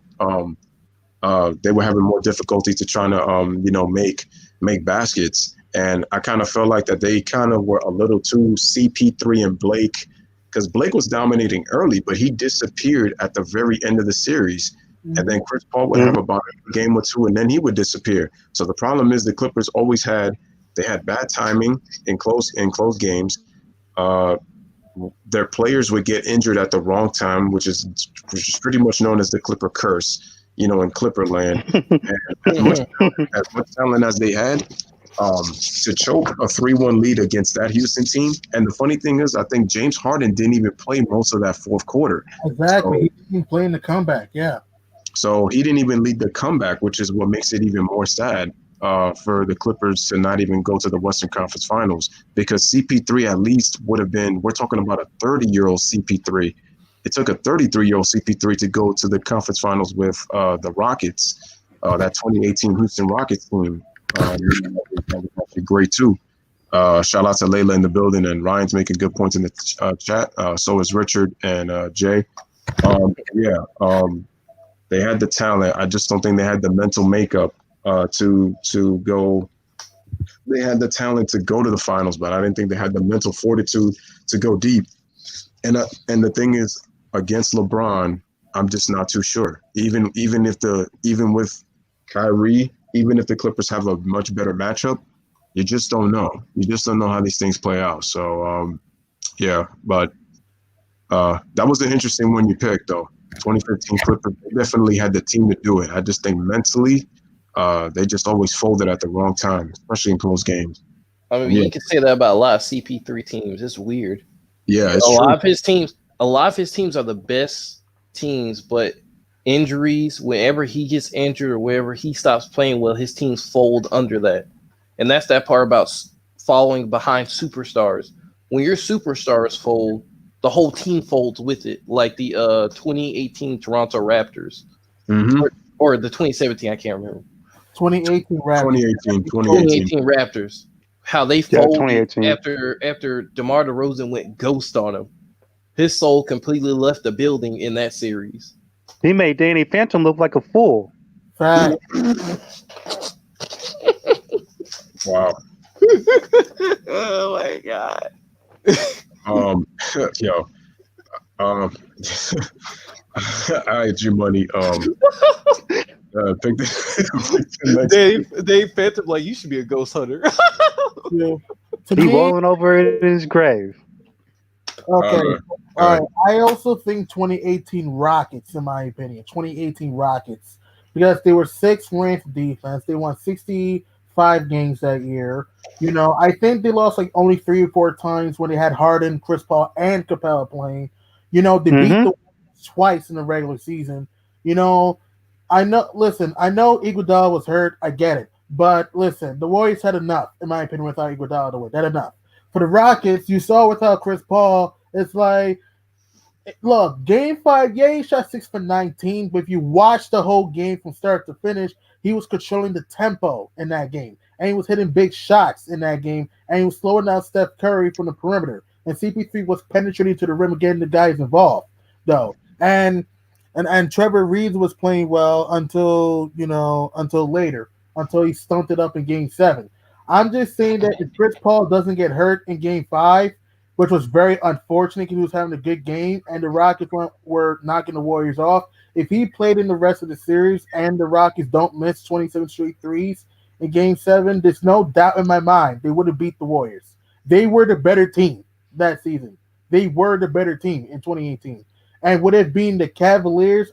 It's kind of debatable, though, because Cleveland did not have a great roster in 2018. So it's kind of debatable who would have won that series. But I just think that a healthy Chris Paul and game for the rest of the series, they would have beat the Warriors in 7. They were the better team. They were 6th ranked defense, you know, they had a great offense. You could argue that year that the Rockets had a better offense than the Warriors that year. You could argue that, though, in 2018. So I just think that the 2018 Rockets are one of the greatest teams, in my opinion, to not win it all. All right, kid, your turn. Go ahead, man. I agree with G Money, but you to add on something you forgot, G Money. Chris Paul was also guarding Kevin Durant. Exactly. Good that series, especially the later 2 games of the later games of the series before he got injured. He was guarding Durant 1-on-1 pretty good for most of that game 4. I want to say, or game, yeah. So he definitely had an impact on both sides of the ball. You know, and that's just something I wanted to add in. Sure. All right, cool. All right, guys, go ahead, man. Guys, I think this is the greatest defensive team I have ever seen. I think they're the best team of the decade. If they're not the best team to never win a championship, they are the best this decade to never win a championship. Pound for pound, the death lineup of Trevor Ariza, PJ Tucker, and what's the third guy? Luke Bonamute. Bonamute. Luke Bonamute. Wait, I'm looking at the player stats now, but like in this series, guys, we just remember. All I remember seeing is that literally the Warriors would struggle from the perimeter to do anything. They would try to force them inside, and Clint Capella would just swat the ball like it's a fly. They would force them inside, and the Warriors could not handle it. Trevor Ariza and PJ Tucker were dogs in that series. James Harden played good defense. This team would just go run to the other end and just throw up a 3 and just hit it. It would be unbelievable.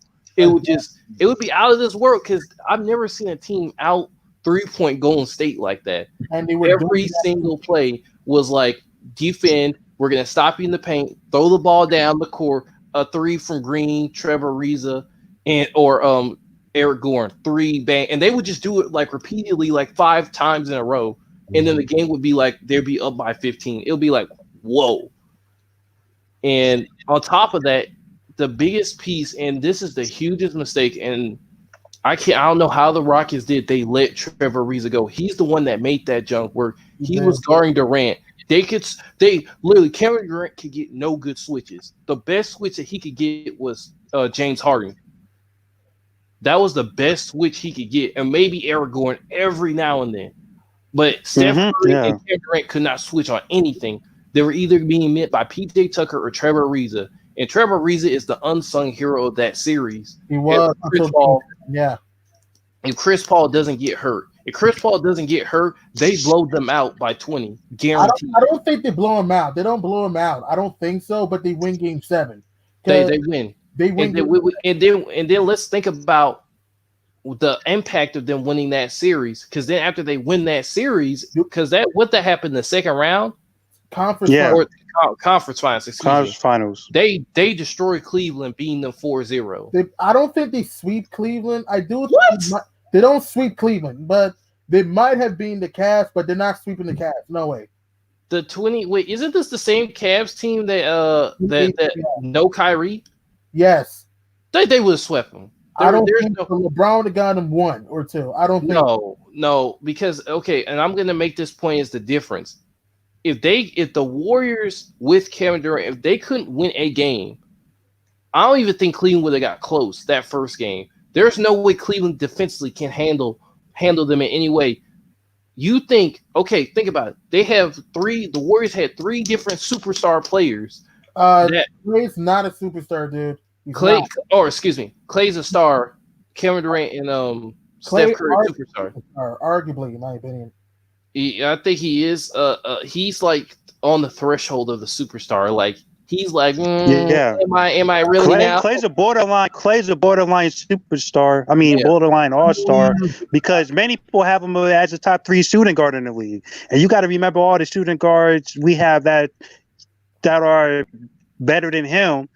But a lot of people have him top 3. Godzilla. So he's borderline. He's at least an all-star. Clay's at least an all-star. The Warriors could not switch anything. You're telling me that one dude who is carrying his team is going to be able, with no switches, to be able to handle Trevor Ariza, PJ Tucker, a double team, Clint Capella in the paint, which not a LeBron team this decade has ever had to handle a big man in the paint in the playoffs. Here's what I think. I don't think, first of all, Clay may be a top shooting guard, but he's not a superstar. That's a fact. He's an all-star at best, but he's not a superstar.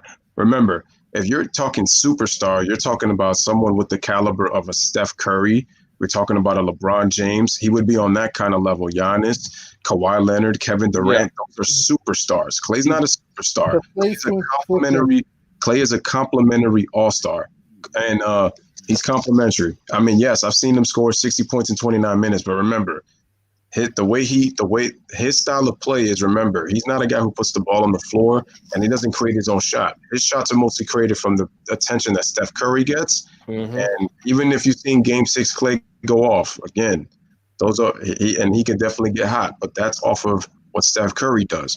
Good defender and all, but Steph Curry is a superstar because of the way that he can change the game and impact the game. I'm not saying that Clay is not impactful, but Steph Curry to me has a bigger impact than Klay Thompson does, and that's what makes him a superstar. But Clay can perform. No, Louis. I was saying that we all can agree he's a all-star, but when it comes to the other shooting guards in the league, Clay is probably the most consistent of all the other all-star shooting guards in the league. I mean, like, but who outside of Harden guard at that time? There really isn't none I can think of. Devin Booker's a good shooting guard. I mean, the guy did that 70 in a game. Devin Booker. So Booker's he's an all-star though. I mean, he made an all-star team. Devin Booker's an all-star. He made an all-star. He's barely an all-star to me, like, because he doesn't have the consistency to me to be a superstar player. And that's what I'm saying though, Godzilla. You know, who many people right now can say right now that I see? Not even Harden. Closest to James Harden to me is a little bit better version of Klay Thompson. He's just slightly better. He's just a shot creator. But James Harden is just a shot creator. That's the only thing Klay can't do is create his own shot. Yeah, Clay's so he's a not. way better But defender. I feel like James Harden can change a series, whereas Klay Thompson, if you D him up, he's not going to do what James Harden. James Harden can break double teams. That's what I'm saying. He can hit the step back three. He can penetrate to the rim. He's an offensive Swiss He knife. can pass the ball. Whereas Clay's just a one. He's a perfect complementary player, and this is what I'm saying about Cleveland 2017 with no Kyrie. Even if they had Kyrie. How about 2018? Or excuse me, 2018 Kyrie versus like even if they had Kyrie, the 2017 Cavs would get swept. What? No. They had to No. They had to break a record. Did you not see they had to break a record in Game 4 for like both consecutive points? And you're thinking they're going to do that against the Rockets? The same Rockets that shut down Kevin Durant, who's probably at the time the best player on planet Earth, Steph Curry, the best point guard, and Klay Thompson, the second best shooting guard, all in the same series. Come on, man. Come on, like who's LeBron going to switch out with? The second best player on that 7-18 Cavaliers team. They could shut down Kevin Love. It's not even a question. Capella would stop LeBron every time he tried to go to the rim. I don't think he'll stop LeBron all the time. I mean, he would average 25 that series. I can't see LeBron dominating with great perimeter players combined with Capella at the rim. I can't see that happening. The Rockets are inconsistent, though, Godzilla. That's the thing you leave out. What? The Rockets are inconsistent, though. They were only inconsistent until Klay, not Klay, Chris Paul went down. They were beating the Warriors at their very best without Iguodala in that series. So if people saying that they wouldn't sweep them, the Warriors swept them.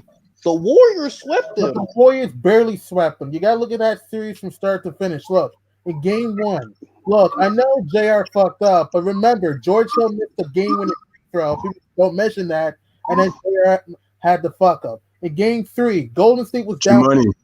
Gotta watch your language, bro, because YouTube is like really like getting crazy with these. Yeah.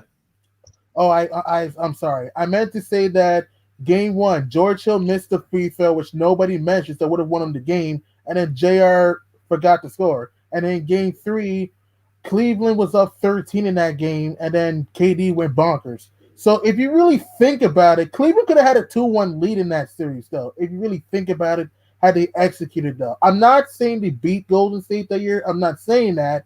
But I'm saying that I don't see Houston sweeping Cleveland that season if the Cavs came so close winning 2 games in that series. I'm going to say it like this. The fact that they could stop them defensively like that and it took Chris Paul going down, I'm just saying that how in the world is Cleveland – I even say LeBron doesn't even get 50 points that first game.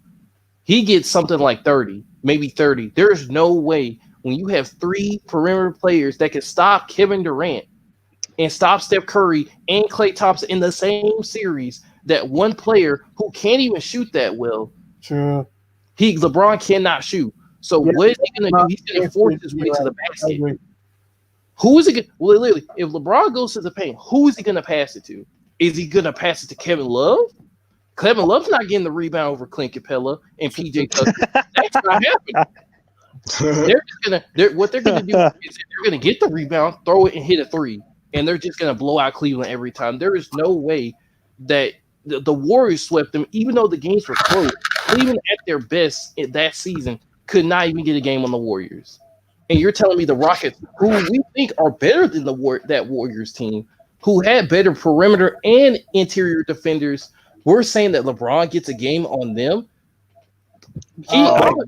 But Godzilla, didn't Cleveland beat them in the regular season that year? No, I'm bugging. The Rockets swept them in the regular season. Ooh. The Rockets swept them in the regular season. So here's the thing with the Houston Rockets. The thing is, I didn't trust the NBA with how they were going to treat LeBron. That's the thing. I didn't trust what the league was going to do with Houston. Trying to give LeBron this, but I'm going to say this though. I will say this: the Houston Rockets. Here's what I'm very iffy about with Houston is their two stars, because from top to bottom they're very deep.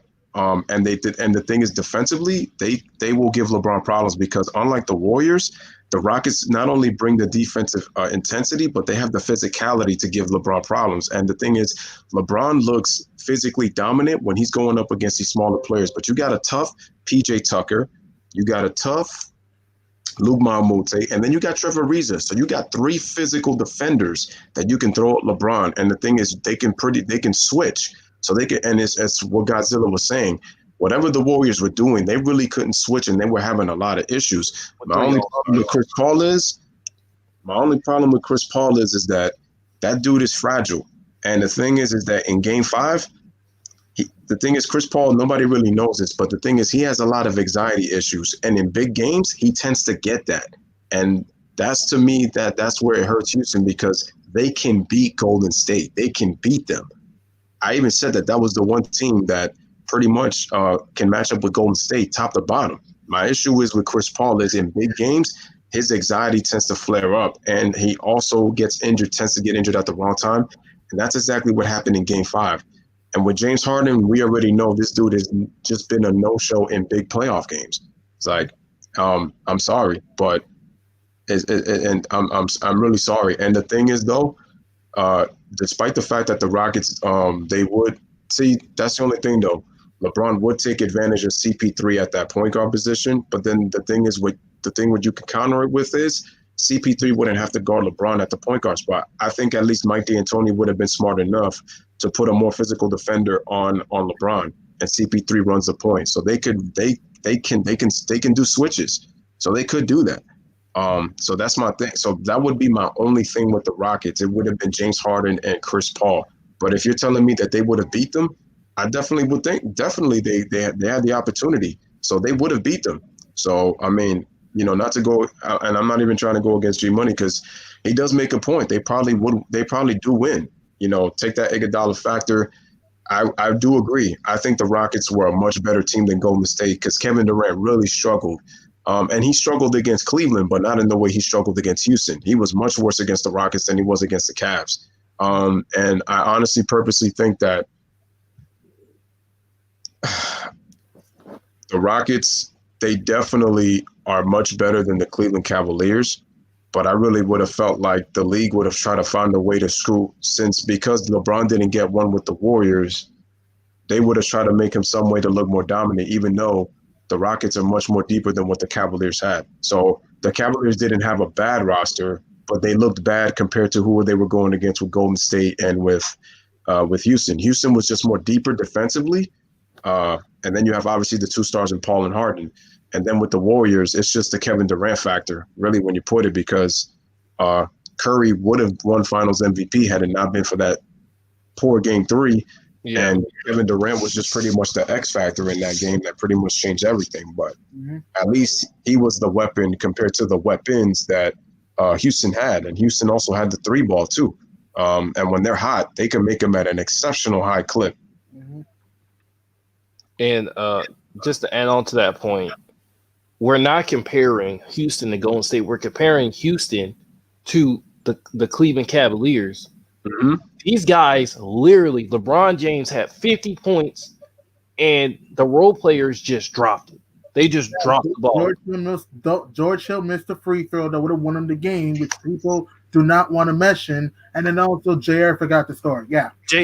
No, here's my main problem. J.R. Smith. You're telling me that J.R. Smith would have been a contributing factor in that series when he was literally not even a factor in the Warrior series. Crazy. The matchup. The matchup. Y'all fail to realize it don't get to know George Hill at the free throw line if LeBron would have took Curry to the rim. Exactly. If LeBron would have took Curry to the rim, yeah. Y'all ain't never brought that up. Y'all keep saying that George Hill missed that free throw. It's never into that. LeBron could have turned around, caught the back, yammed on Curry, but he turned around, had a dribble drive back mismatch on Curry, and he kicked it out to George Hill. George Hill hits the pump fake on Clay, and then he attacks the rim and gets fouled. What's funny about, if y'all watch that play, you see Clay laughing right after he fouls George Hill, because he already knows, like, that's hilarious.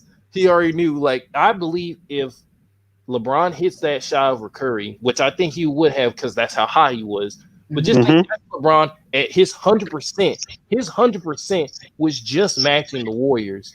And you think about the Houston Rockets, who are a better matchup for them defensively. LeBron would have caught all types of problems in that series getting to the bucket, which is his main way to score. There's no way he's getting into that paint with Capella there, which the Warriors did not have. And that's the reason why LeBron was able to get that 50. Now you put Capella in that middle, how is LeBron going to get that 50? There's no way. And LeBron is not like the 2018 where you could pass off to Kyrie and him draw that double team and have LeBron come off screen. There's nobody to depend on. LeBron has to make everything himself. So you're telling me that team, like Kevin Love would have been a ghost that series. I'm just telling you, he would have been a ghost. There's no way.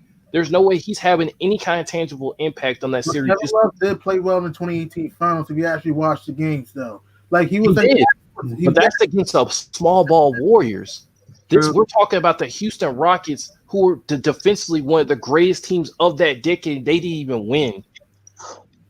I want to add to this point. If you watch the Game 7 of the Rockets Warriors series, I honestly thought it was rigged a little bit. If you watch the entire game, because you saw that the Rockets couldn't get some calls, though. If you watch the whole game yourself, there's even a few videos on YouTube typing Warriors Rockets Game 7 2018 Conference Final rigged. You can watch those videos because it was kind of fishy, though. Because you have to understand, the NBA to me wanted the Warriors that year. They wanted the Warriors and Cavs that year because it makes some money. You know what I mean? All right, so 2018 Rockets definitely would have had an opportunity to be one of the great teams to win. Whatchamacallit. All right, so whose turn is it? Oh, G Money, it's your turn to pick. Another a team also I say they could have won it all. I say maybe the 2012 Thunder, the 2012 OKC Thunder. Because think that if Boston were in the finals that year instead of Miami, they might have beat Boston. Yeah, I can agree. I can agree with that. But I'm just thinking about, okay, Boston made to the finals, like, because they didn't make it to the final. Like, are you saying like without Kendrick Perkins, they would have made to the finals? No. Listen, 2012. Remember, the Celtics had a 3-2 lead in that series. Oh yeah. And the conference finals over the Heat, and then LeBron had that monster Game 6, and then they lost Game 7 after leading when they led by double digits. I'm just saying that if the Celtics were in the finals that year, maybe the Thunder might have could beat them. That's what G Money saying.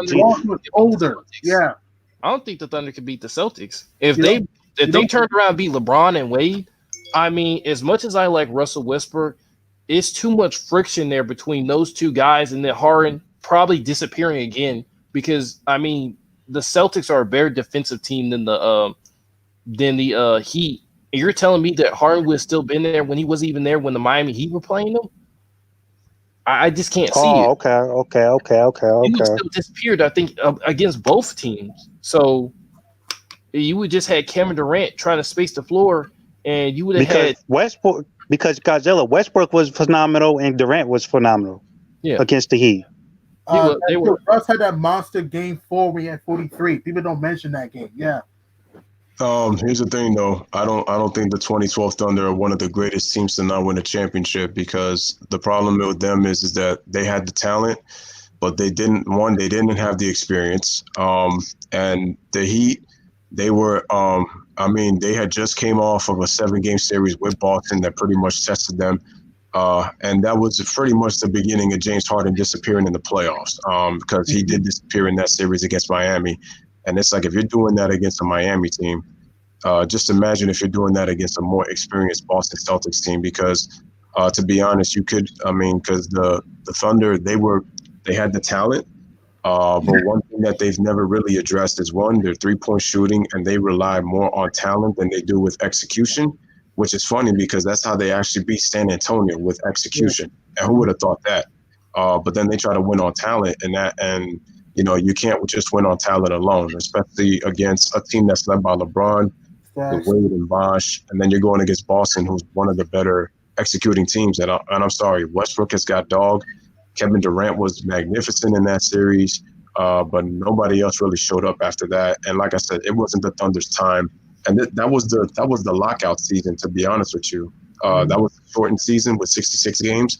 So as good as the Thunder were, it was just not their time. And that was James Harden's disappearing act. So I don't think the Thunder, to me, were one of the greater teams to not win an NBA championship with that 2012 team. I don't think so. But Lewis, wasn't San Antonio up 2-0, 2-1 against that Thunder team? Yeah, should have won that series. Yeah.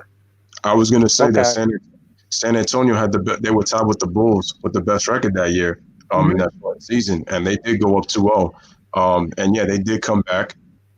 They did come back to beat San Antonio in 4 straight. And the funny thing was, James Harden played one of his better games and was actually big, and he hit that clutch 3 in Game 5 that nobody talks about. And they also trailed by double digits in Game 6 and came back and beat them there. They were down 18 in that game. They were down 18 in Game 6. And like I said, I remember. That's why I was saying though. You know. So, and San Antonio was favored to win the championship that year. There might have been the Heat that year. There might have. Yeah, but I'm sorry, but I just think that's mental wise. I don't think the Thunder, like I said, they had talent, but it wasn't their time. To me, they kind of reminded me of the '95 Magic. I kind of compare them to that team in terms of they kind of peaked too early. And they could have done it, but the lack of inexperience, the lack of execution, and like I said, they just were a mentally tough team. They reminded me a lot of the '95 Magic from that point. Yeah. All right. So, Kid, who's your next team? Great. I'm gonna say the 2014 Spurs. They won the championship. No, they won the championship, dude. You meant they did? No. Yeah, they won the title. You meant 2013 Spurs, right, Kid? Yeah, 2013. Yeah. Yeah, they choked. Yeah, 2013. Hard. They choked hard, man. I mean, who's gonna go first? The 2013 Spurs. Yeah, remember the Ray Allen shot? Yeah, the Spurs should have won the series, man. In Game 6, you know, Ginobili missed a free throw. Kawhi missed a huge free throw, and then we all know the Ray Allen 3. And then in Game 7, Tim Duncan missed a runner that would have tied the game in a putback. And then LeBron, and then all hell went from there. The Spurs should have won that series. They were the better team in that series. I don't look at the 2013 Spurs as one of the greatest teams to not win an NBA championship. I'm sorry. Oh my goodness, man! It's been my teams the whole stream. That's all good though. No. I'm sorry. Yeah, no. Go ahead, Louis. Yeah, go ahead. Like I said, they 2013 Spurs, great team. But the thing is also we got to remember with San Antonio. San Antonio has been consistently good for so long.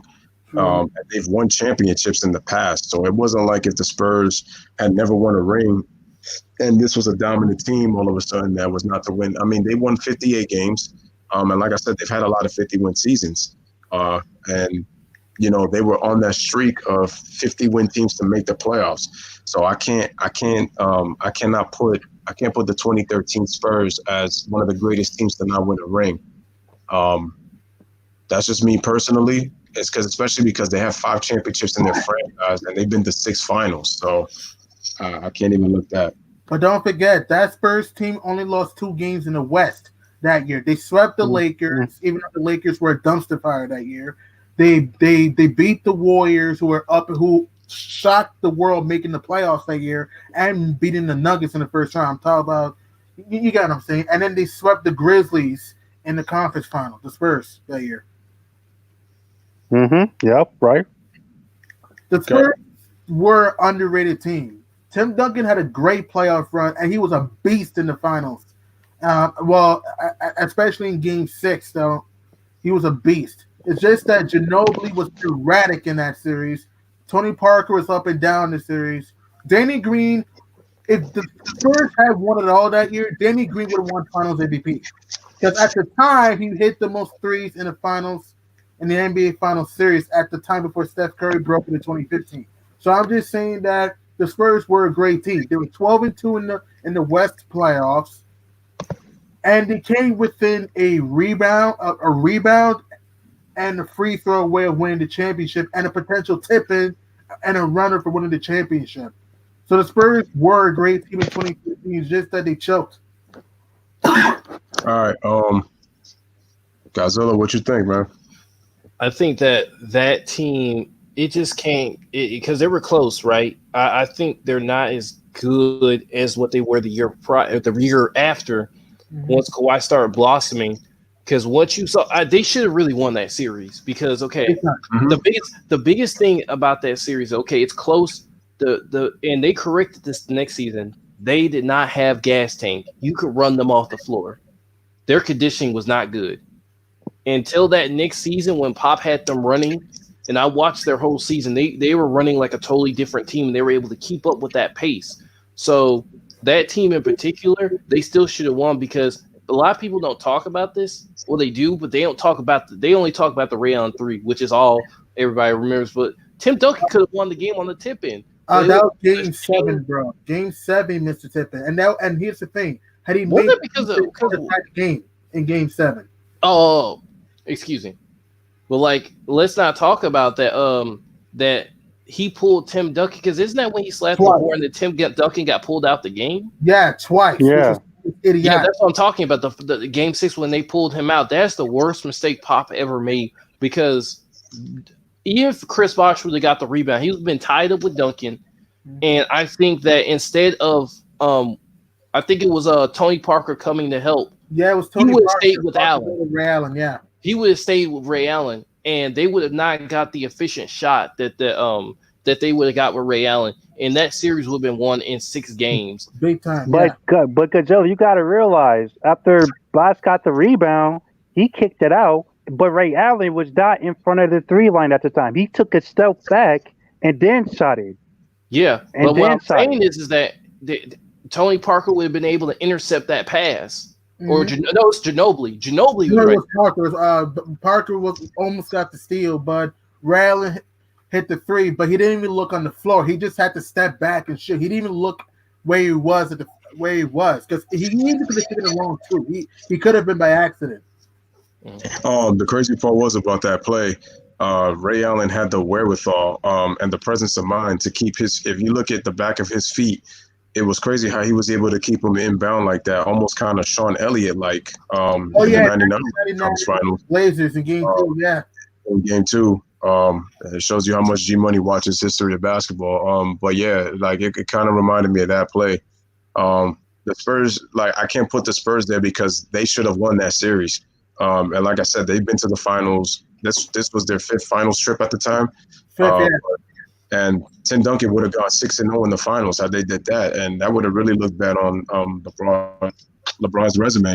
If he would have lost back-to-back to Tim Duncan, he would be 0-3 against Tim, and then you lose 3 out of 4 to Golden State. And to be honest with you, with your 9 finals opponents, 7 of the 9 you faced were the same 2 teams who you have losing records against. So I can't. I mean, Spurs were a great team. That team should have won. They definitely should have won. Great team, but I don't think in terms of great. Now, came down to bad play calling.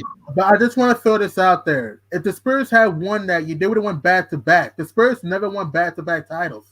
No, they never did. Never did. They would have won back-to-back. That would have been the first time ever that Tim Duncan would have been a back-to-back NBA champion, something he never got to do. All right, so I'm surprised nobody has mentioned this team. The 1992 Portland Trailblazers. That team was stacked. That team was very underrated, yeah. Another underrated team. We're talking about Clyde Drexler, Terry Porter, Buck Williams, Kevin Duckworth, Danny Ainge, Cliff Robinson off the bench. That Blazers team was deep. Lewis, they were deeper than a deep dish pizza. Exactly. Deeper than the Chicago deep dish pizza. They also were another team that I believe had 6 guys average double figures on that team. The 92 Blazers and 93 Suns both had 6 guys on their team that they averaged double figures. Gave the Bulls a lot of trouble. The Bulls came back from a 15-point deficit against the Blazers in Game 6, and that series also almost, went to Game 7. Terry Porter balled out. I think if Clyde Drexler plays better in that series, the Blazers win the championship. That was one of the most underrated teams that never won an NBA championship. A lot of, definitely deep. So what do y'all think about the 92 Blazers? Yeah, I agree. The 92 Blazers are very underrated. Clyde Drexler having an MVP year, Cliff Robinson, Danny Ainge, that a great team. Terry Porter. It's just that they choked at the wrong time against the Bulls. That was the problem. Lack of execution just killed them in that series. I want to ask you something. Had they won Game 6, do you think they would have won Game 7 in Chicago in 92? No. That's tough. That's tough. That could have gone either way. Yeah, I agree. That could have gone either way. That's tough. I will say that the Bulls' confidence would have been kind of shot just because of the fact that they did go up 3-2, and then you lose Game 6 by double digits. If the Blazers pulled that off, that would have really hurt the Bulls. I think they would have been probably more nervous. It's tough. It's tough. That could have actually gone either way. But I'm actually going to pick the Bulls to win in 7, though. Yeah, me too. What about you, G Money? What you think? Yeah, Bulls. I just at home, MJ, Scottie Pippen, John Paxson. I think the Bulls would have had enough in Game 7. They would have been down to the wire.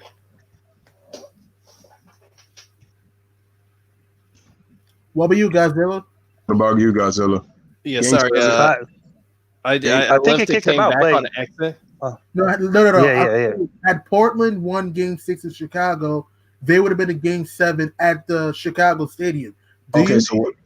Hold on. And you can finish your question, J Money. No, what I was going to say was that I picked the 92 Blazers as one of the best teams to not win an NBA championship. And G Money is saying, do you think that if the Blazers would have went to Game 7 against the Bulls in that NBA Finals, do you think the Blazers win, or do the Bulls still win in that Game 7? Mm-hmm. In Chicago.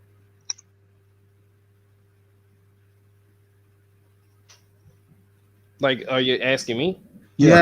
Oh, sorry. We asking you. I'm sorry about that. I was like, I thought you were asking Kid Glory. I think that the Bulls would still won. Clyde Drexler was underperforming for that series. Now, as a team unit, they were great, right? Mm-hmm. But I think when it comes down to those big Game 7s, those big shots, Clyde Drexler was having an okay series compared to Michael Jordan's monster series. Like he dominated the Blazers. Especially in Game 5, we had 44, 45, and 46. He was monstrous in that game. Yep. And you think he wouldn't have been monstrous Game 7? I think he would have brought it, and Clyde would not have been able to match it. But as far as depth, I think almost every championship that the Bulls won, the team that they faced were better than them on paper. A fact. Yeah. 92 Blazers, that's true. better on paper. Think about it. It went 6 games with Jordan on the floor with Pippen, but once you get past those 3 players, there's not a lot of impact players. Whereas on the other team, the whole team is like impact player, plus they have a superstar. Exactly. 92 Blazers, 91 Magic, but with the 91 Lakers, man. Lakers. I'm thinking of Magic Johnson. Well, the 91 Lakers. But the big game Worthy did get hurt, which is a big factor. But I think they would have won anyway. Another thing is that 93 with the Suns. Then when they came back, the Supersonics. And 96.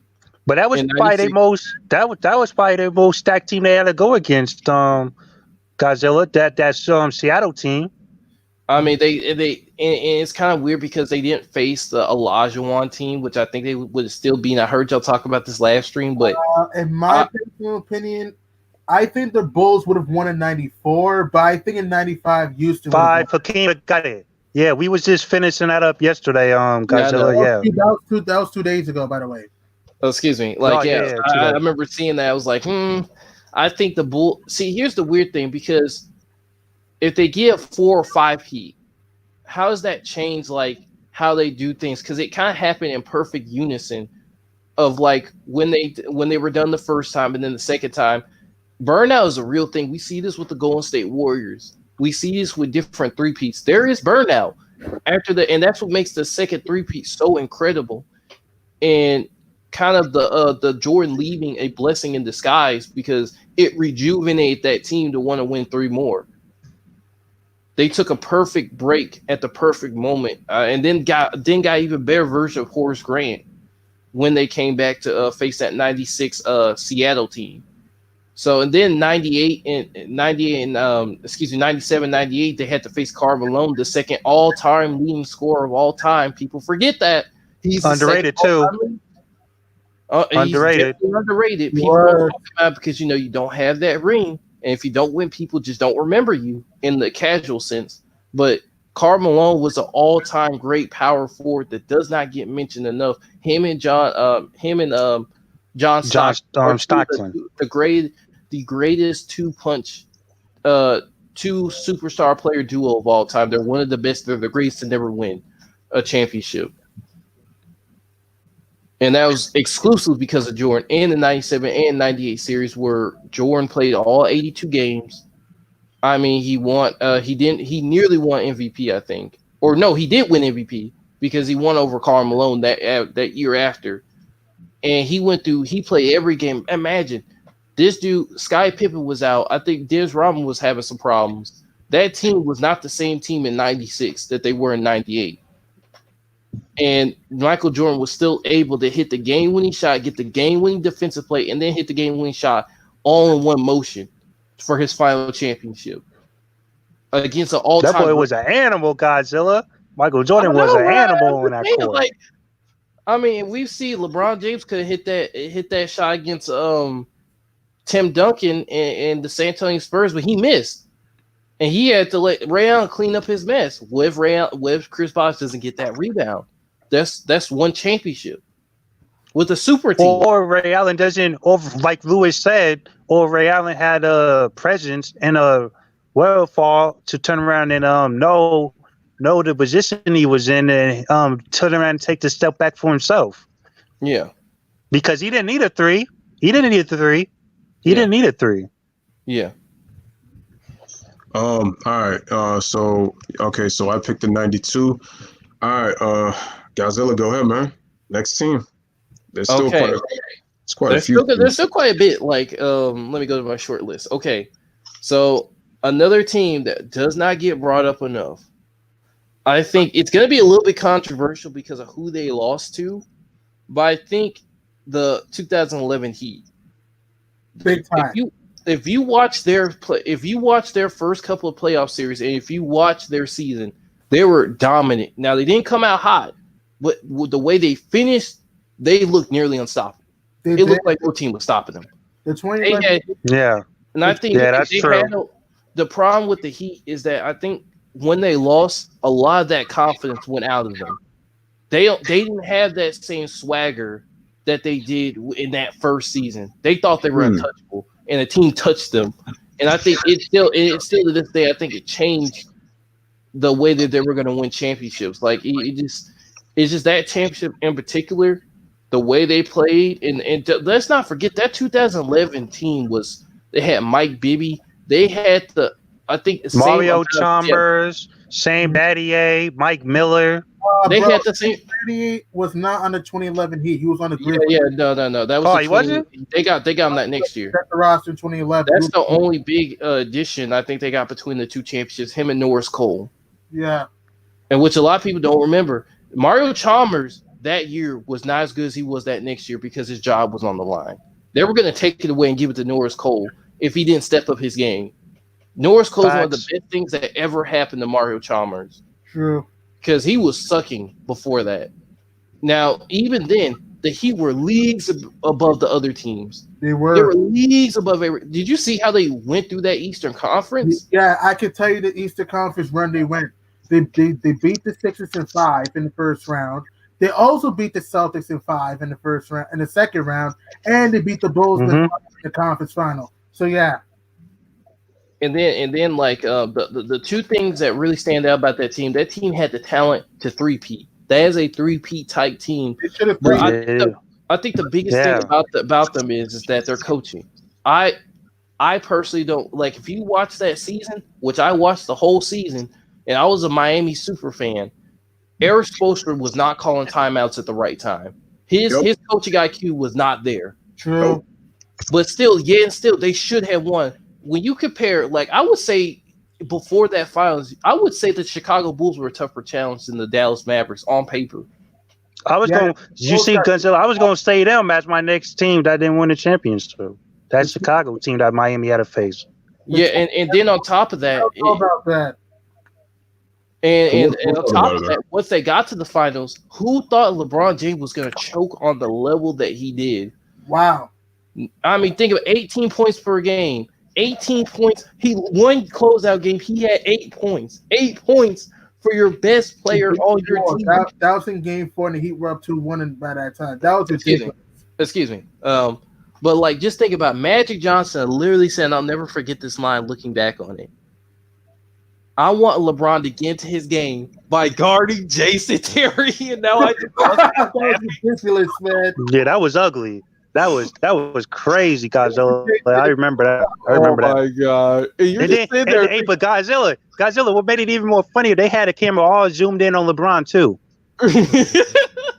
And the funny part about it is now I look back, see, then it wasn't that bad. But now that they're trying to play him into the GOAT conversation, I just remember that line to start laughing. It's like, wow, you got out. And the crazy part is Jason Terry scored more points off the bench than LeBron did starting in that series. That was disgusting for a LeBron fan. That was disgusting. It was absolutely. And then Dwayne Wade was the second best player in that series. Dwayne Wade won Finals MVP that year. The way he was playing, easily. I've heard somebody literally say that Dwayne Wade was not in his prime, but literally he was second, third in MVP. That was that last season. Like this is why you don't take some fans seriously, guys. This is why. Listen, I know everybody's entitled to their opinion. I get it, but there's some opinions out there that don't make any sense. Okay, Wade was 28 years old and was giving you like around 38 game in the finals, nearly. Like saying that Wade was not in his prime was ridiculous. And then that Dallas team, and I give all the credit to Dirk because they had the belief. Because if you remember when they won the conference finals, Jason Terry got that ridiculous tattoo of the NBA finals on his shirt. It was ridiculous. Yeah. I remember we were joking because we thought that he were going to sweep them. And you remember that game 1, it looked like. To be honest, look, Miami should have swept Dallas. Because look, in game 1, Dallas lost. Okay, in game 2. The Mavericks were down 15 in the fourth quarter in Miami. In the fourth, they were down 15 and came back and won. Game 3, they lost. Game 4, I think they were down like 9 in the fourth quarter and came back and won the game. In game 5, they were down again and won. And game 6, they virtually led 90% of that game and won the series. Dallas should have been swept in that series. See, they should have been swept. Think about that run. They beat the Oklahoma City Thunder. They beat the Lakers, the defending champion Lakers, in the second round. They beat the Brandon Roy Portland Trailblazers in the first round. And then, like, you gotta just think, like, Dirk went through all these Hall of Famers with a very mediocre team. Now that they had great chemistry, but on paper, if you would have looked at the beginning of the year and saw the sheets, especially with Dirk's choking effort against Baron Davis in the 2007 Warriors. Dirk was a playoff choker, period, at the time.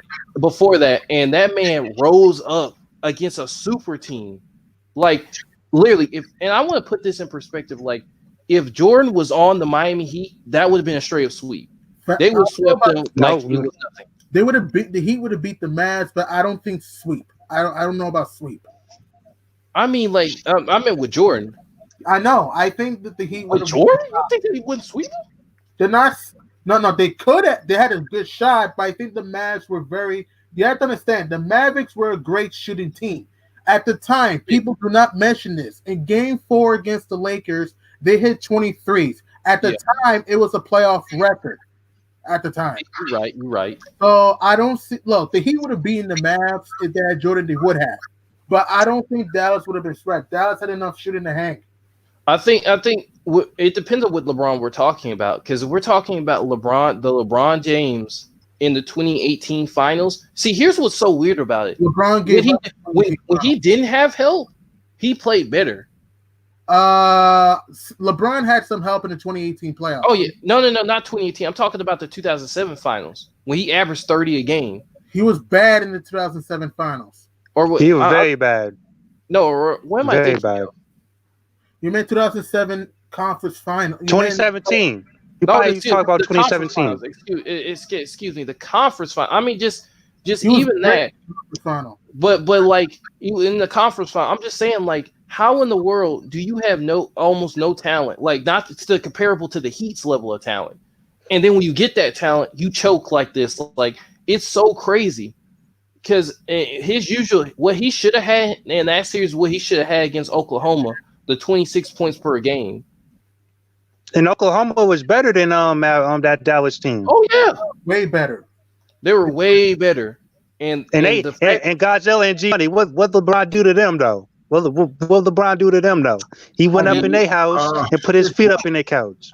All right, hold on. I'm gonna say this. When you're comparing, when we talk about 2011 and 2012, when we're talking about the Thunder, they're talking about the Heat, and we're talking about the Mavs. Here's the thing: the Dallas Mavericks, they had something that the OKC Thunder did not have. That was discipline. So the Thunder, they had the talent, they just were not disciplined, and they lacked experience. And like I said, this was a team that relied more on their talent, really more than really not having discipline. That was not a good disciplined team. And you could make the case that the fact that LeBron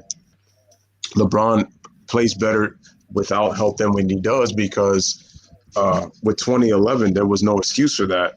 The Heat really should have won that series against Dallas because of the fact of Dallas is a good defensive team. But remember, this was a veteran team going against a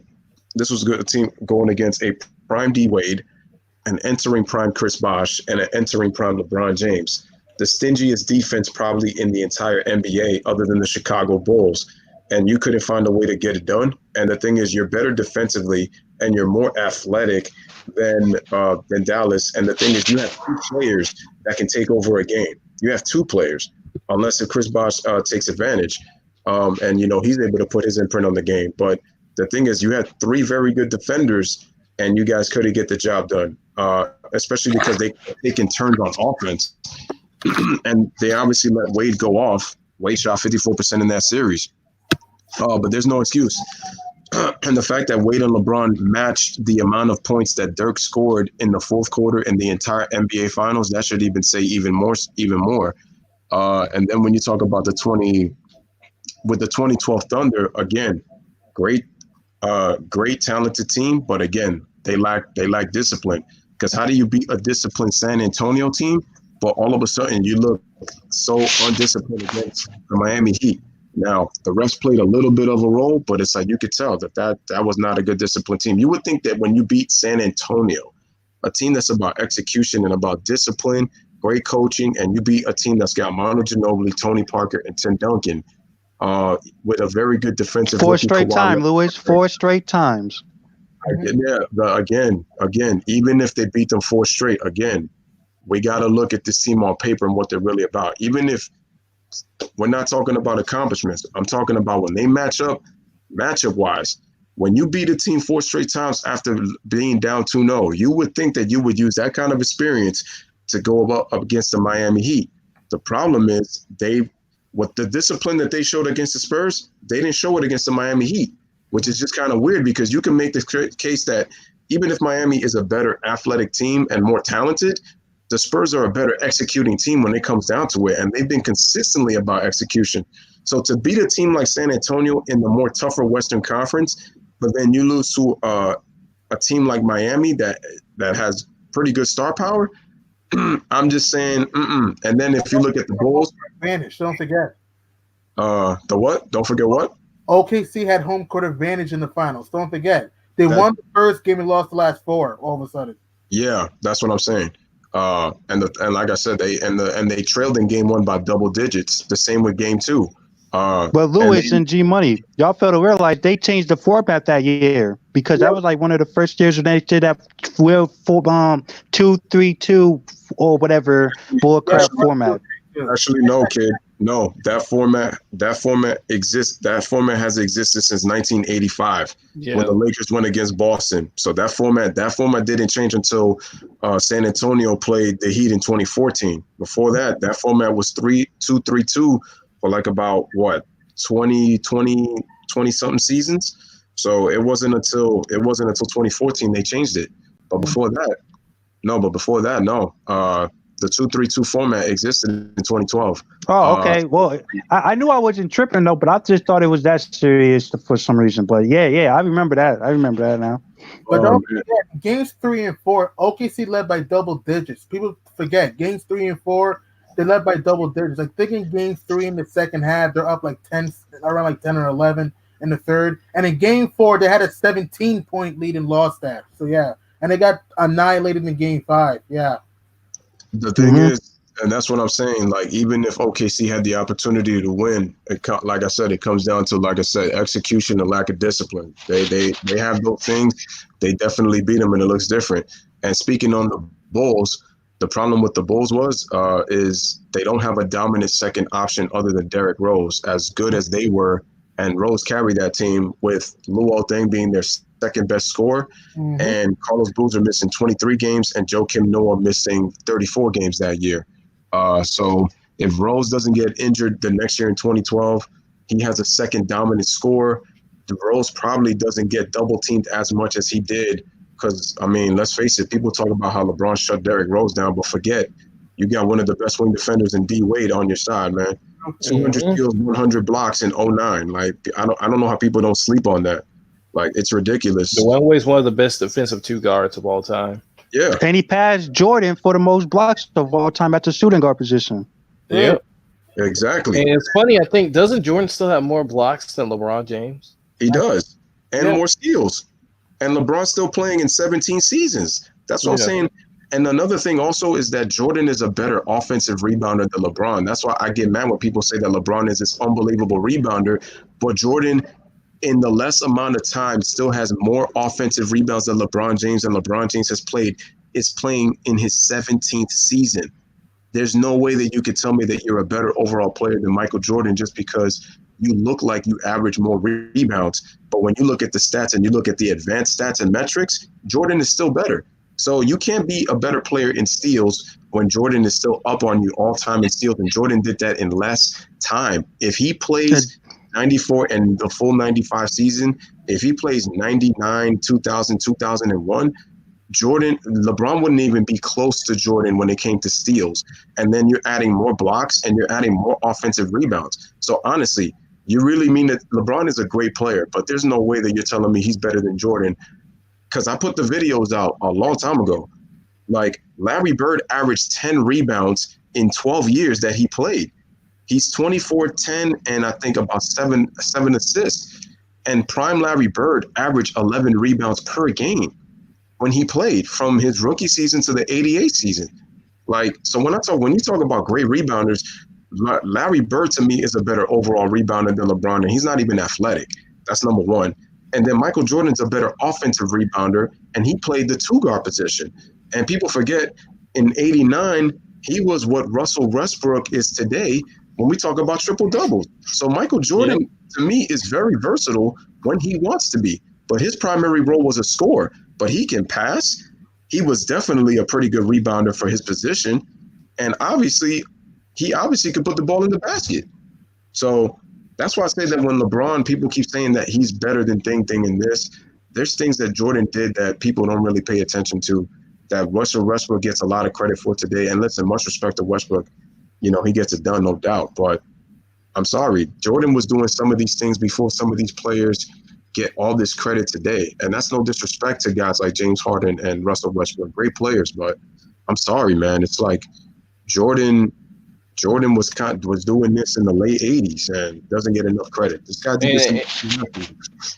And I want to add on top of that, when Jordan was filled in at the point guard position, people forget he was averaging 35 points, over 15 assists or rebounds, and like eight rebounds or something like that. It was something crazy like that.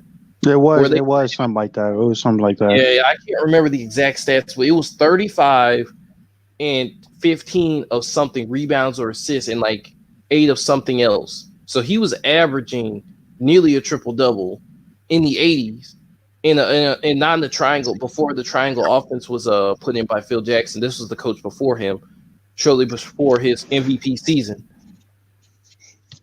So people just don't talk about it, and this exposes that a lot of people don't really know about the game's history. And people will say, the first excuse they'll say, Jordan never played against anybody with talent. Jordan's been to multiple Game 7s in the Eastern Conference against great teams, Hall of Famers who do not have a ring. Let me ask y'all something. Who has LeBron stopped from winning a ring at this point? Well, let's look at it this way. Who has he stopped? They'll say Kevin Durant, but he has one now with the Golden State Warriors. He's got 2. Yes. They'll say he's got 2. They'll say Tim Duncan, but Tim Duncan got 2 against LeBron, 07 and then 2014 when he really should have got in 2014. So and he should have had one in 2013. He should have. So really think about it. Dirk, Hall of Famer, got a ring against him. Role player. Should have never had no business sniffing that ring. He had no business. Jason Terry. Then you have Tim Duncan. Then you got Tim Duncan, who's going to the Hall of Fame this year. Manu Ginobili, Tony Parker. They got a championship, going up against LeBron. Same thing with Kawhi Leonard. You and got also Paul Pierce, KG, Rail, and Rondo. That's right. In 2008. Yeah. Dwight Howard, even though he didn't get one in 2009, I mean, the fact that you lost to them in the Magic in the Eastern Conference Finals. And don't forget, too, if you watch the ESPN poll, everybody chose the Cavs to win that series in 2009. Mm-hmm. And in 2010, they were the favorites against the Celtics in 2010 in the conference semis. But they don't talk about that. And they had a 2-1 lead. But they failed to mention that. And then obviously, with Steph, people talk about the 3-1 lead that the Warriors blew, but LeBron blew a 3-1 lead in championships because Curry and Clay have the same amount that he does with 3. Yeah, and it should be 4-0. And then you guys fail to realize LeBron blew multiple 2-1 leads. Yeah, he did against Boston in 2010, the 2011 series against Dallas, 2015 against Golden State. I know Kyrie and Love. I believe the Bulls was up 2 though. Yeah, the Bulls in 2015, they were up 2-1. Chicago should have beaten Cleveland that year. They should have. Yeah, Chicago was underrated in 2015 because other than the Bulls, the Cavs beat who? The 40-win Celtics in the first round. They swept them, and they swept the overrated 60-win Hawks in 2015. Oh, dang, you talk about my team. Oh. No offense, man. It was overrated in 2015. No offense. I know. We all know they were going to lose. Dang it, bro. You almost lost to a 38-win Brooklyn team. You almost lost to them in the first round. We did. and then you lost 2 games to a Washington team without John Wall for most of that series. Yeah, the Hawks were definitely the pretenders, and everybody knew it. Like, it's funny. Everybody knew they were pretenders. But I got a question for y'all. Okay. Yeah. In 2012, if Derrick Rose never gets hurt in the first round, because we gotta remember that Philly team that beat them in I think it was like in 6. In 6, they took Boston to 7 games. Do you think that Derrick Rose beats that Boston team and goes to the conference finals against the Heat? That's tough. Yes. I say 50-50 because the Celtics still have some juice still. I honestly think they would have edged out the Celtics, just barely though. And then because that Celtics team was up 2-3 on the Heat. On the Heat. So are we saying that Derrick Rose would have beat that year if he had played the same level as he did in 2011? Would he have beat the Miami Heat that year and went to the finals against the Thunder? What do y'all think about that? If they were in the finals, in my opinion, I don't think they beat OKC 2012. I don't think so. Yeah, they don't beat Russ and Durant because Godzilla, you got to fail to realize Durant and Westbrook that year they was phenomenal. They was phenomenal for the majority of that playoffs. We're talking about a scenario where they beat the Heat, which the Heat beat OKC 4-1. And like Louis was talking about, they have the talent, but it's the consistency with them. And also the discipline, yeah, and the IQ, yeah. Yeah, so like when I say about the Bulls, if we're talking about Derrick Rose who beat the Heat, who is a team who was better than the Thunder, I'm just thinking, wait a second, even though the matchups don't line up correctly, I mean, Derrick Rose is going to perform. You got Luol Deng, who's a great defensive player, who can play Kevin Durant to a good level. You got Carlos Boozer, Joakim Noah, who won Defensive Player of the Year. I think that Kyle Culver's on that team, John Lucas, Rip Hamilton. They had a good squad. That would have been a great series, though. That would have been a great series, but I think OKC would have edged it out. Me too. I just think OKC had too much firepower for Chicago to handle.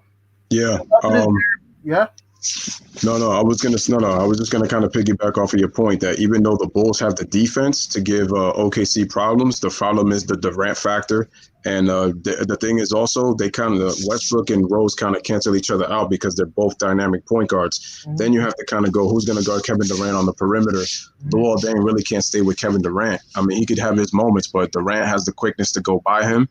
And then James Harden coming off the bench. The Bulls really don't have a sixth man either. So even if OKC they don't have the discipline necessarily, I think the fact that the talent is going to outweigh what Chicago can do at one point. Because again, who other than Derrick Rose can give you a dominant scoring punch either in the starting lineup or off the bench, and that's where the Bulls are going to have the disadvantage. Because at least with OKC, they got Harden coming off the bench. And even if you cancel Rose with Westbrook, then it's like that Kevin Durant factor. That hurts. But I want to wait. This last point I want to make.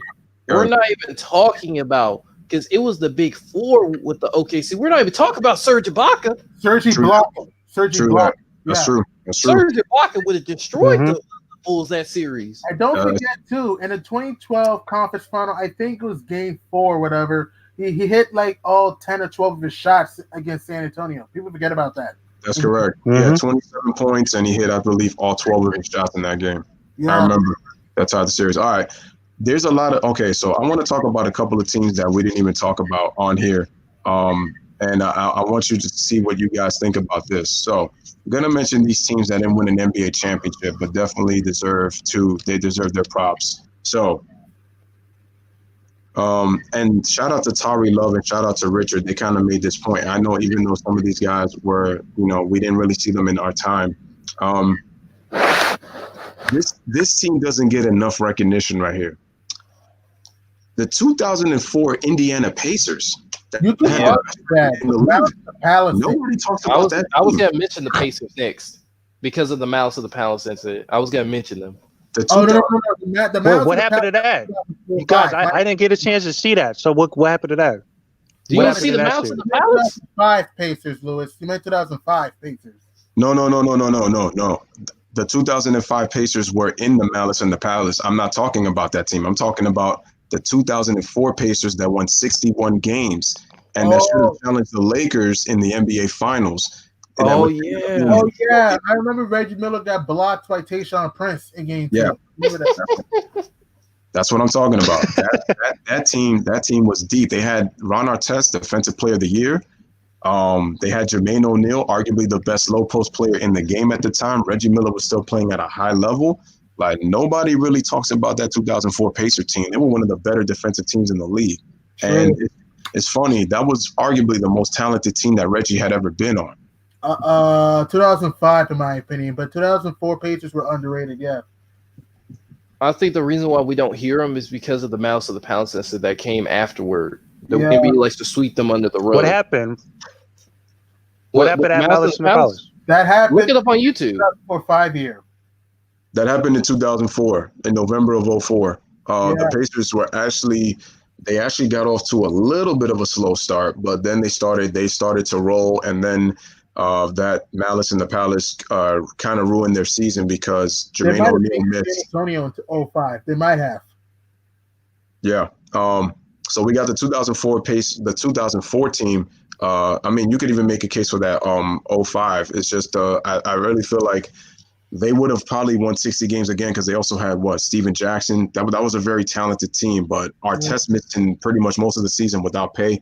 That hurt them. And Jermaine missing 25 games that year. So it hurt the Pacers more than it did Detroit because it really hurt their chemistry most. And Reggie was playing at a high level even at 39 years old, which is crazy. But there's that team.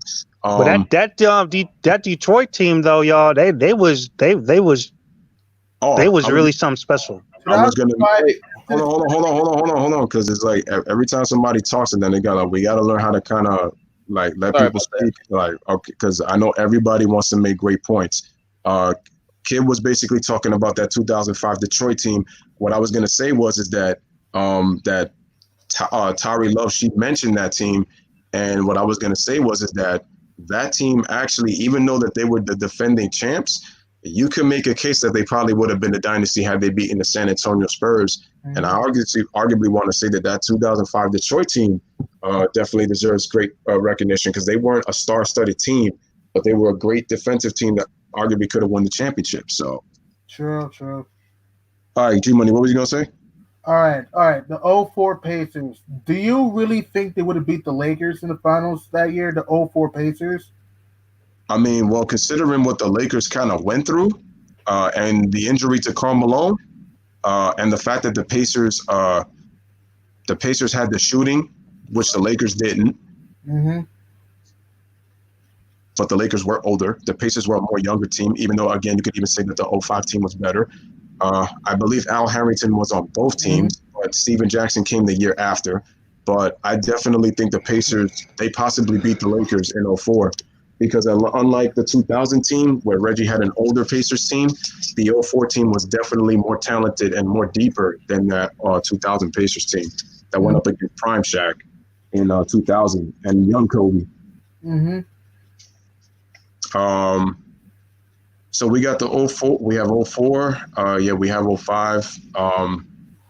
This is a more historic. Actually, I wanted to mention Arnes's team that he mentioned.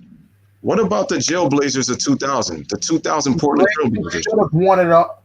If Portland didn't blow that 15-point fourth quarter lead in Game 7 against the Lakers, they might have been the Pacers in 2000. They might have. Yeah. I definitely agree. What you think, kid? The 2000 Blazers. I agree. So we got them. Let me see. Oh, I'm surprised that nobody mentioned this team. We talked about 98, but what about the 97 Jazz? I felt that team was actually better than the 98 team. If you look at that series, the Jazz really should have won that series, though. In Game, they were right there. They lost a lot of close games. In Game 5, they had that 16-point lead in the Michael Flu game that no one remembers too much. And then the Jazz ended up blowing that lead and lost Game 5. And then in Game 6, they were right there, only down by 2. But then but Steve Kerr hit the jumper to push Chicago up 2 in Game 6. And then Scottie Pippen stole the ball and had the slam dunk to pull him up forward and seal the championship. Yeah. What do you guys think on the 97 team? Because they lost. I feel like the 98 team was a little bit better. And I feel like they had more experience and they had a real legitimate shot pushing to that Game 7 more than the 98 team. 17. Or excuse me, 97. Because I want y'all to think about this. Okay, they lost in 97 with the flu game, right? All that stuff.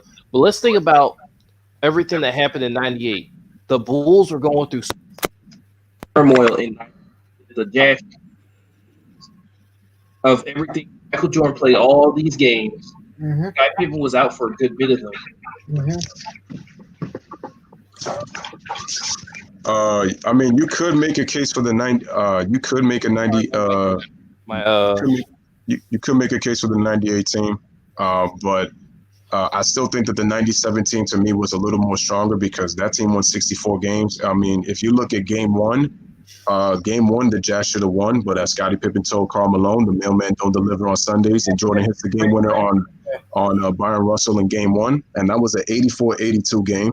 Then the Jazz win by double digits in Game 3. They suffered their worst loss. The Bulls did in that series. Then you have Game 4. The Jazz win a close one with Malone going for 37. And then in Game 5, the Jordan hits that 3 when they blew that 16-point lead. And then in Game 6, they came close. And as G Money mentioned, Steve Kerr hits that jump shot that puts him up by 4 in a 2-point game. By 2, and then Scottie Pippen stole the ball from the inbound, I think, and then he had to slam dunk to put him up by 4, and that was all she wrote. MJ didn't pave the way for the triple-double thing. That was really more so Oscar, but I was just saying that I was saying the versatility that Michael showed that a lot of guys get a lot of credit for, and I give big ups to Oscar Robertson. But I actually wanted to mention these teams that Richard makes a good point that didn't actually get enough mention. Those 80s Bucks teams, the 85 Bucks. Yeah. With Sidney Moncrief? Sidney Moncrief, Paul Pressey, Alden Liston. Those teams, even the 86 team that won 57 games, that unfortunately lost, in the playoffs. I would say that the 85 Bucks is actually one of the greatest teams. That 59-win Bucks team, second overall defensive team in the league, don't get enough credit, for not winning an NBA title, man. Luis, can I throw 2 teams in there? Yeah, sure. I think the 2019 Philadelphia 76ers should be in there. They were a great team. They had Jimmy Butler. Great team. I think they would dominate the Warriors in the finals just on matchup wise because they had their spread of talent, and not only that, but they were healthy as compared to the other team. I think they could have did worse. I think they could have beat them worse than what the Toronto Raptors did. Raptors should have beaten them in 5. I know they won the championship, but Toronto, they should have beaten them in 5. If it wasn't for the stupid timeout by Nick Nurse in Game 5 when Kawhi went on that run, which people should remember, Toronto would have won in 5. And then in game what was it, the Kevin Durant game, they should have won that too. No, that was Game 5. That's what I'm saying. That was that game. Game 5. Oh, okay. I'm sorry. Yeah, you're totally right. What was the other team? And the other team is the 93 Lakers, the one that got dominated by Moses Malone. No, you mean 83. The 93 83. What am I saying? 83. I meant 83. People don't talk about that finals enough. And Magic Johnson, who had just become the youngest finals MVP as a rookie, then the next season, I think they win. And then the season after that, they meet Moses Malone. Or excuse me, no. I think it's the year after they meet Moses Malone in the finals because the Sixers had just got him through a trade with Houston. And Moses Malone dominates Kareem and Magic in that series and wins finals MVP. But that was still a great team, though. The Lakers, I forgot how many wins that they had, and I believe that James Worthy ended up breaking his hand, I believe, or was it his leg, one of the two, but he didn't play in that series. I will mention this team that also doesn't get enough recognition, the 2009 Houston Rockets. People forget how great defensively they were, and Tracy McGrady missed most of that season, including that playoff series, and with Ron Artest, they push him to 7. You have a go-to guy in Tracy McGrady with Yao dominating. And the thing was, Yao got hurt in that series too because he was killing the Lakers, and they were deep. They had Luis Scola, they had Aaron Brooks. That was a pretty good team. They had Von Wafer off the bench. They gave the Lakers problems. Shane Battier as well. They were a very disciplined, good defensive team. And it's funny, if they had all their players healthy, they have the firepower to not only hang with the Lakers, but I would even make the case that they were better defensively and they would have knocked the Lakers out of the playoffs. But here's the thing. If the Rockets did get past the Lakers, would they have been the Nuggets or the Magic, though? I think so, because the thing is, you got to understand, the Nuggets would have had an issue with dealing with that post play of Yao Ming. And again, you have a go-to player in T-Mac who, again, with Melo, you can make it even the case with the 09 Nuggets had they not ran into the Lakers in the Western Conference Finals with the talent they had, and Chauncey Billups being their the leadership. But I think that the '09 Rockets, I think they match up really. They actually match up really well. If they were fully healthy, they match up really well with the Nuggets. And I think again with the post play of Yao Ming, they're a more consistent defensive team than they are against the Denver Nuggets. I felt like the Nuggets, even though Melo says that they were hungry, that was a team that they were talented. Obviously, with J.R. Smith, with Kenyon Shumpert. Shumpert's not in that team. He's not in the league yet, bro. Wait, which team? The 2012, 2013? No, No. Nuggets. We're talking about the '09 Rockets, though. Oh. Excuse me. Yeah, so we got the '09 Rockets. Let me see. Who else are we talking about here in terms of nobody? Wait. Can I throw another team in there? Sure. And if you guys got any other teams, go ahead, man. People don't talk about this team, and it's one of the times where LeBron really came up clutch, and that is the 13-14 Indiana Pacers that took him to 7 games. I disagree. The Pacers were overrated to me in 2014. They were those Pacer teams. Yeah, I don't. They weren't. I mean, I'm not saying that they're Chris. I'm just saying they should be mentioned because they did take the Heat to 7 games. I agree with Godzilla though, because they won the best G Bunny though, but they had like a talent to win a championship. To win a championship. 14 Pacers, no way. Listen, that same Indiana team almost got beat by the Hawks in the first round. The Hawks are pretty good now. Let's not trash on them that badly, okay? They were okay. The 2014 Hawks won 38 games. They had a 9 or 10 game losing streak. They were not a good team, okay? They were sleepers, okay? They were sleepers. Whatever you say, but whatever you say. The fact of the matter is that the Hawks were not that good in 2014, and the Pacers almost lost to them, okay? And But then how did they go 7 with the Heat then if they weren't that good? The Pacers in 2014, we're talking about 2014 Pacers, not 2013. I meant the 2013 Pacers. No, 2014 Pacers won 38. The 2014 Pacers almost lost to the Hawks in the round. And then they almost lost to the Wizards in the second round. The 2014 Pacers almost lost to the Wizards in the second round, and nobody had Washington making the playoffs that year. And then I know Miami was more talented than them in 2014. I get it. The Pacers literally said if they had home court advantage in 2013, they would have won. They had home court this time in 2014 and got trounced. Okay, the Pacers were not winning the championship in 2014. No way. Because if they did beat the Heat, they were not going to beat the Spurs or whatever West team. They were not going to beat the Thunder, Spurs, Clippers, Rockets. I agree with that. The Pacers were too mentally fragile in 2014. Here's the thing, though. With the Indiana Pacers, here's the thing. To be honest with you, the Pacer teams, those were not really talented teams. To be honest with you, that's number one.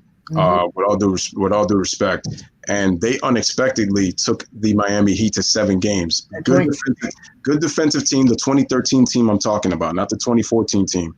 They won more games. But to me, they were actually worse than their 2013 team. And the thing is, the 2013 Knicks were actually more talented and deeper than the 2013 Indiana Pacers team. They choked that series. The Knicks should have faced the Heat in that conference finals, to be honest. And the Knicks would have beaten. It's crazy how the Knicks were not even at full strength, but they still had enough talent to beat Indiana. They just choked that because the Knicks were more offensively stronger.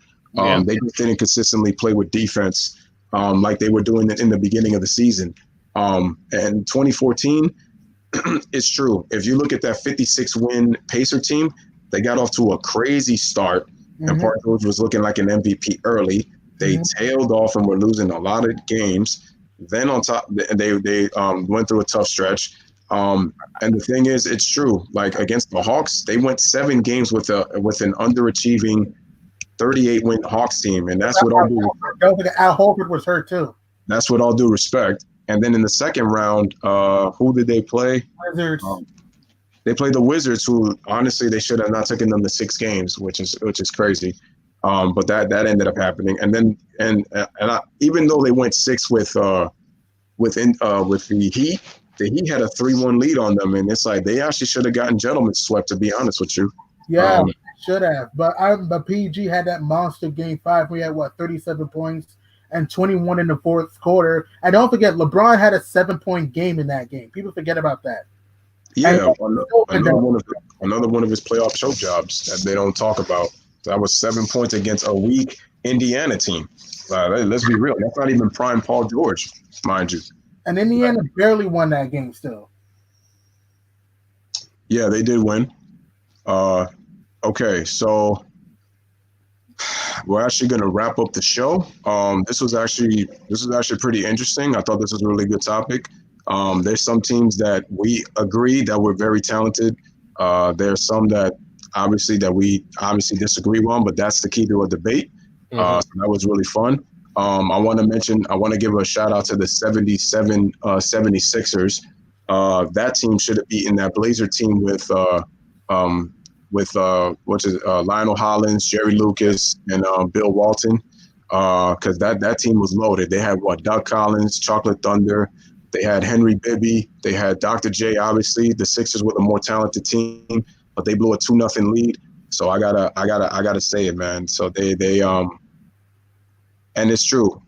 They honestly should have won that series. But I mean, you can make the cases for a lot of other great teams, man. But I think I was going to add in guys the 2019 Bucks. Yeah, Milwaukee looked like a championship team to me. It's just that they got beat up by Toronto in the conference final. I'll be honest with you. If they were in the finals last year, they would have beat Golden State. You can make the case. You can make the case. Yeah, I agree. They were a bad matchup for an unhealthy Golden State. Because I will say that I think if Golden State is fully healthy, the Bucks don't have a shot at beating them because of the Kevin Durant factor. Even though the Bucks, they are more deeper and they can defend Golden State, but I think if we were talking about a fully healthy Cousins, that hurts the Bucks because it's that he can kill them in the post and he can stretch the floor. Then you add that Durant factor and it's a problem. And then you're dealing with the shooting of Steph, who will give Eric Bledsoe problems. And I don't trust Bledsoe against the Warriors unless they're playing a fast pace. You slow the game down, Eric Bledsoe is really not that good when the game slows down. So that's my issue. But against an injured Warriors team, I would give the Bucks they would win the championship, because if the Raptors got it done, and the Bucks were just as good defensively as the Raptors were in that 2019 season. But don't forget the 2019 Warriors. Ironically, the 2019 Warriors, they looked like they might have three-peated if they were healthy. Personally, for me, I honestly think the Raptors would have beat them anyway. In my opinion, I agree. But I was going to say that I don't know, Lewis. I have to disagree because Giannis, he was arguably the defense player of the year and probably the best defender last year, and he does a great job of matching up against Durant. So I felt like that would have been an edge enough for me to say that, you know, they would have got the Warriors. Yeah, if they had a chance to play them. It's hard to three-peat though. It's really hard to three-peat. Yeah, Golden State might have gotten tired in the finals though. I think they could have pushed Giannis. He's one of those players that once you take out Giannis out of the game, his team follows very quickly. Like that's my issue. And against a fully healthy Golden State team, I don't think they beat them because, like I said, you got Cousins now. They can go to a different style. And again, you have Kevin Durant, who, let's face it, Giannis is not Kevin Durant. Giannis is great defensively, but if he had Kevin Durant's jump shot, then I would say, okay, different. And shout out to Mays who's in there. But I think a healthy Warriors team, because look, again, even in the 11 minutes that Kevin Durant was going up against Kawhi Leonard and them, he looked unstoppable. We don't know what the rest of the game was going to look like, but he was dominating early. And you could see the difference. You couldn't double Steph Curry with Kevin Durant on the floor. That's what made a difference. His 11 points were very key. And people, again, forget that in Game 6, Klay Thompson, through 3 quarters, had 33 points before he threw man, the Raptors, but you have to understand, when KD got hurt in Game 5, it was a 5-point game. It showed that the Raptors could hang with the Warriors when healthy. And in Game 6, Klay did get hurt, but it was a close game. We don't know for sure what would have happened at the end of Game 6, though. We don't know. Okay, but you're still not listening to me. I never said that the Raptors cannot hang with the Warriors. I just said I feel that with a healthy DeMarcus Cousins, because you got to limit, you got to think about post play. And I also said with a healthy Kevin Durant on the perimeter, the Golden State can go to a different element. See, if they had the same element, I would give the Raptors a chance. But I'm saying that Golden State can now play a different style, especially also with a healthy Iguodala that can also guard Kawhi Leonard without having to deal with Kevin Durant always guarding him, and they could switch off. Because remember, as deep as the Raptors are, you're talking about Steph, you're talking about Klay Thompson, you're talking about Kevin Durant, and then you add Boogie Cousins in there, and Kawhi Leonard is their best player. The Raptors are deep, but again, who other than Kawhi Leonard is going to get you a bucket that's going to dominate? Because again, even though, like I said, I like Kyle Lowry, but remember, Kyle Lowry, his games come and go in the postseason. And as deep as they are, I said a fully healthy Golden State, fully healthy in a 7-game series, the Raptors can hang with them. Never said they couldn't, but I think fully healthy with Golden State, I'm taking my chances with and I respect your opinion, G Money, and I'm not mad at you for picking Toronto. I don't have a problem with that.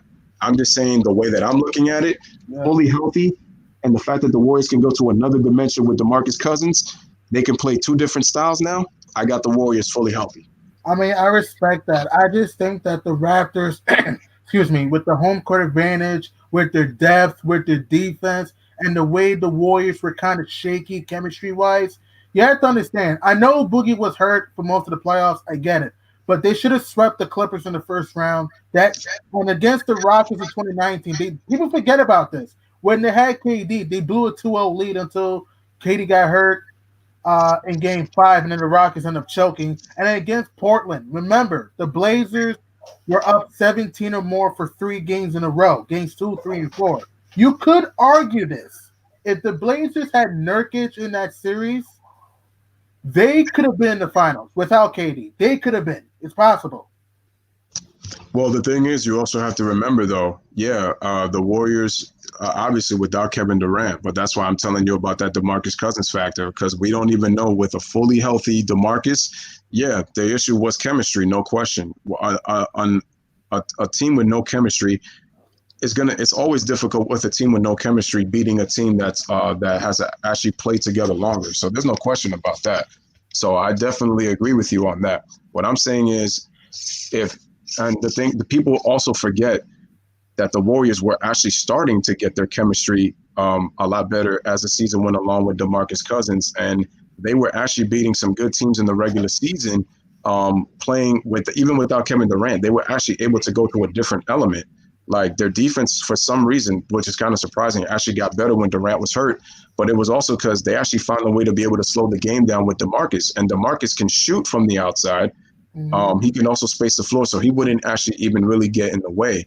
It's just the thing is, because they weren't as deep, though, they were kind of reliant on Durant. So you could make a case with that. But the only thing that Steve Kerr would have had to do is mix in the second unit with the first unit a little bit, obviously, because they weren't as deep. So I do understand that from that perspective. But I think fully chemistry-wise, having those kind of factors and the fact that they can go to different styles, that's why I said that a healthy Golden State team with good chemistry and you having DeMarcus and Kevin Durant, where you can mix up your offense, like that was honestly going to be a problem. Now, without Kevin Durant, you put in Nurkic with the Blazers against Golden State. Yeah, obviously the Blazers beat Golden State. And the Rockets, they just blew the opportunity because they were actually better than Golden State when you minus Kevin Durant. And they blew a 2-0 lead. So I do agree with you with that, G Money. That was just the Rockets really more so choking because the Warriors they didn't have the depth. So there's no excuse for the Rockets and the Blazers really to not beat Golden State. Again, the media was just hyping the Warriors up so much without Kevin Durant because they beat those teams, but that's really an indictment more on the Rockets and the Blazers. They should have got the job done because the Warriors were the weakest that they've ever been. 2019 is their weakest out of all their teams that went to the finals. So I totally agree. The Rockets and the Blazers, they just didn't get it done. That was their weakest team. But I want to ask you something. If the Rockets or Blazers were in the finals, do you think either team would have beat the Raptors? No. The Rockets, you said the Rockets or the Blazers? Yeah. No. And the reason being is because when I look at both teams, to be honest with you, we got low key. I mean, we can't even say low key. We have four chokers. You got two on the Rockets, and you got two on the Blazers, and that's the end. End of the story. Hey, what was that? What was that word that y'all used to say? Chokey. Chokey, exactly. The choker and the chokey. That's right, exactly. Because the thing Toronto would have been too consistent as a team for either of those teams. I feel like. You think Toronto would have lost to Portland or Houston? You think so? Who? No. I said they would have been more consistent as a team against either of those teams. One game. Clay missed the game, and they had a whole bunch of injuries.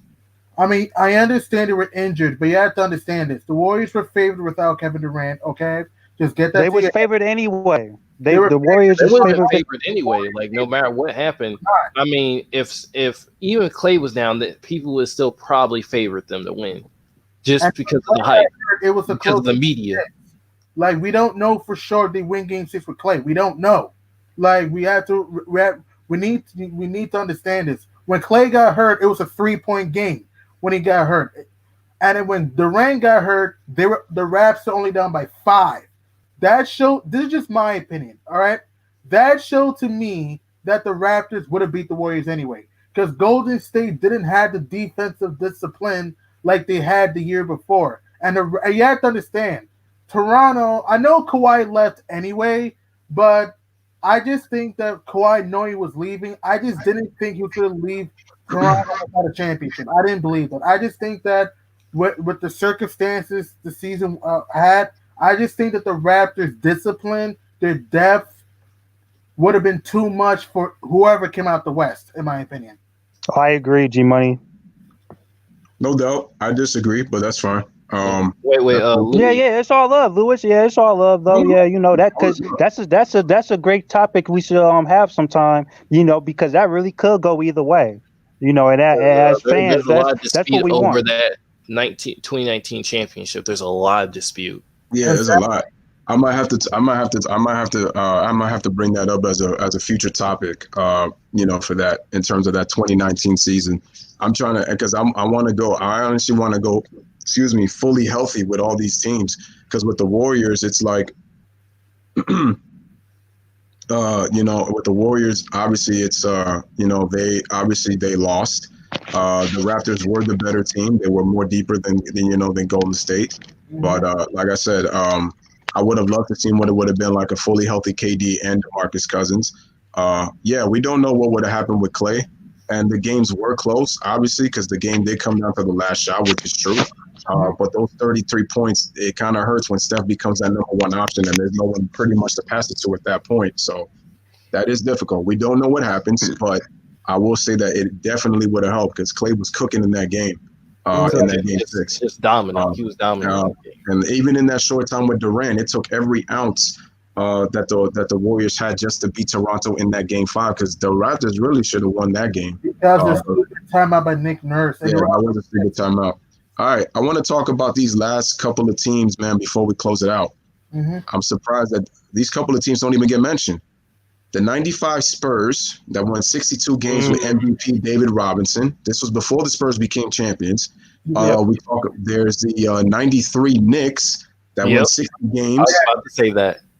And also, I want to get to the 97 Rockets that won 57 games with Clyde Barkley and with Hakeem Olajuwon. And that honestly was, I believe, Hakeem and Clyde's last time that they made the All-Star team in those years. But that Rockets team was pretty good. That team lost to the eventual champion Utah Jazz. They get a lot of disrespect in the Western Conference Final. But that Rockets team was pretty deep too.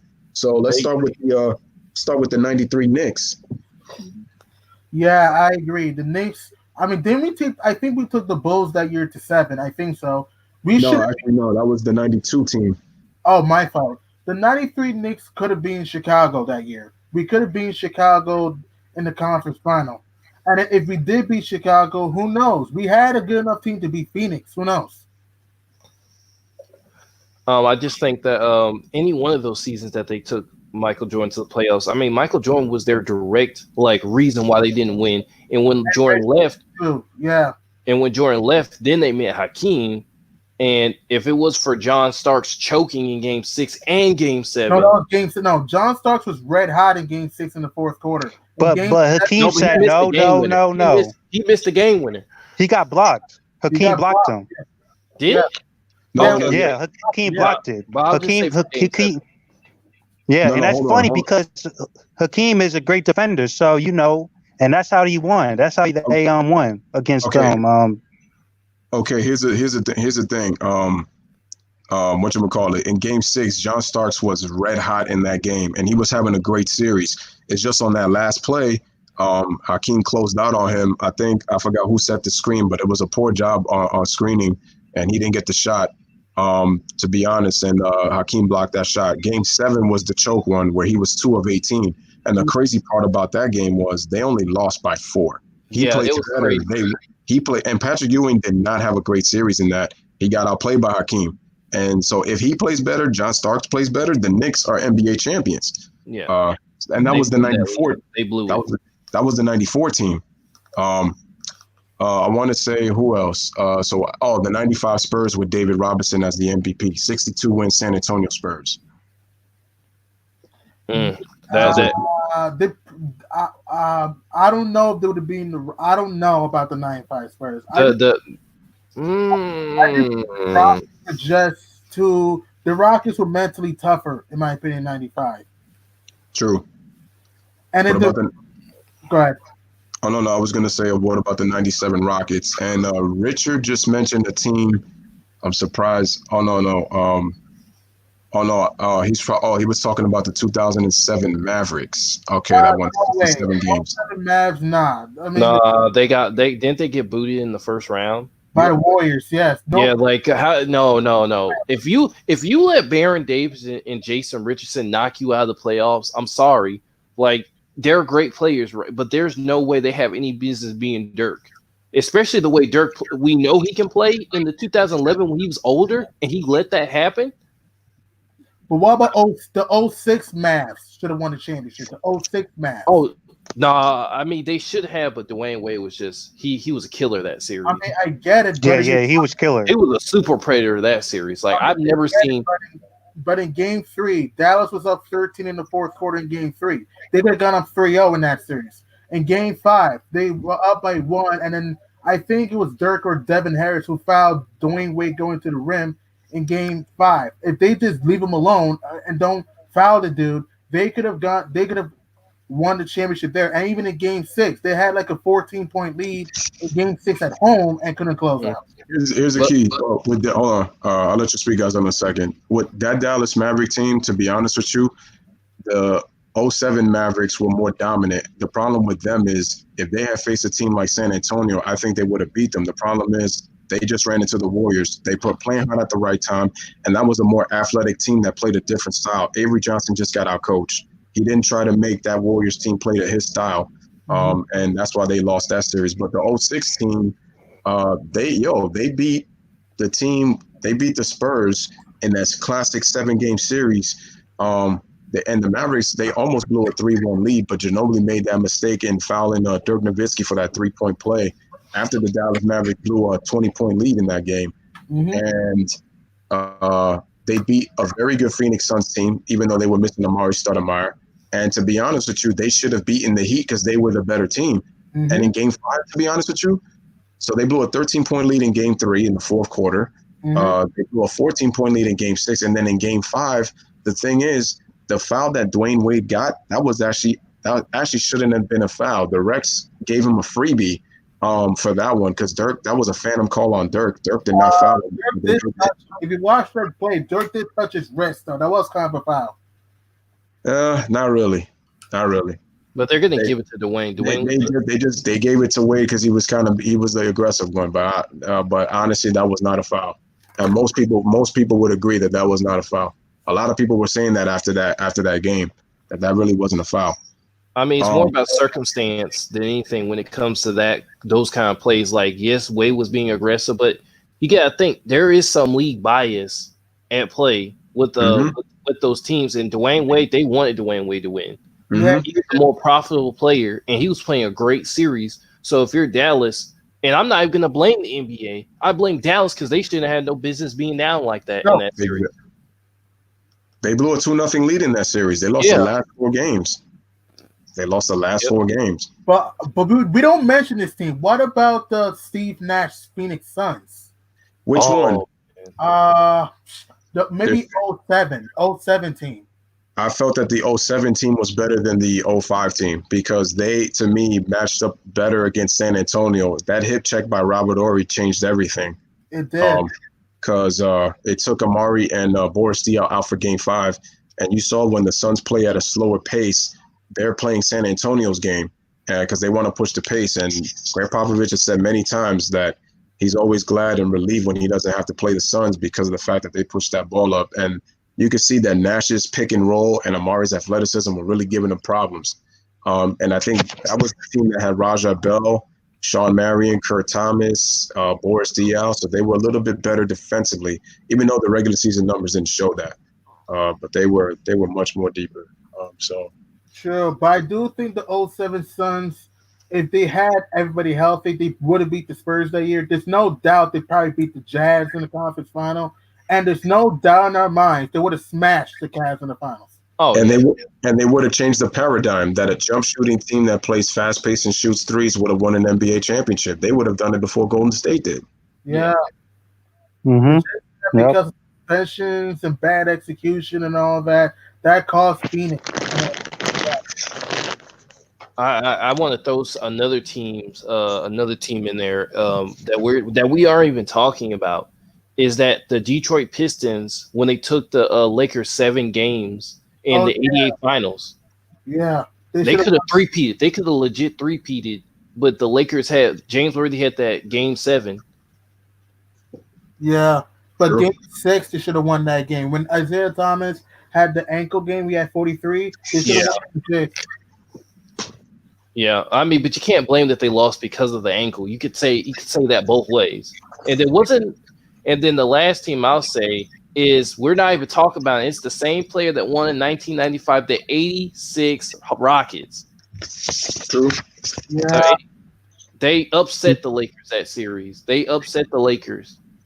Man, Akeem was a beast, man. He should have had at least another championship. But Ralph Sampson got hurt. They could have been a really dominant tandem. Doing it that young, being the Lakers at that age. Ooh, but I have a couple of teams.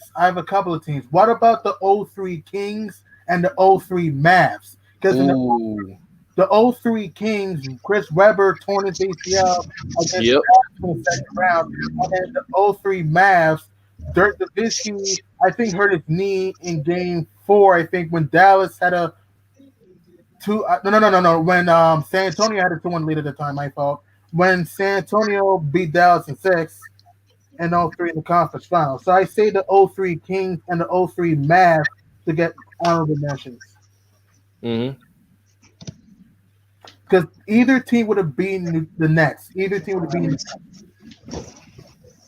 Yeah, but I just say like the 86 Rockets, I think because they were so young, they were only going to get better from there. But Ralph Sampson, of course, the next season got injured.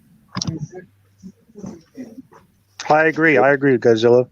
They could have been a dynasty, beating the Lakers at that age. Sure. What about the 99 Knicks if Pat Ewing was healthy? Oh, my God.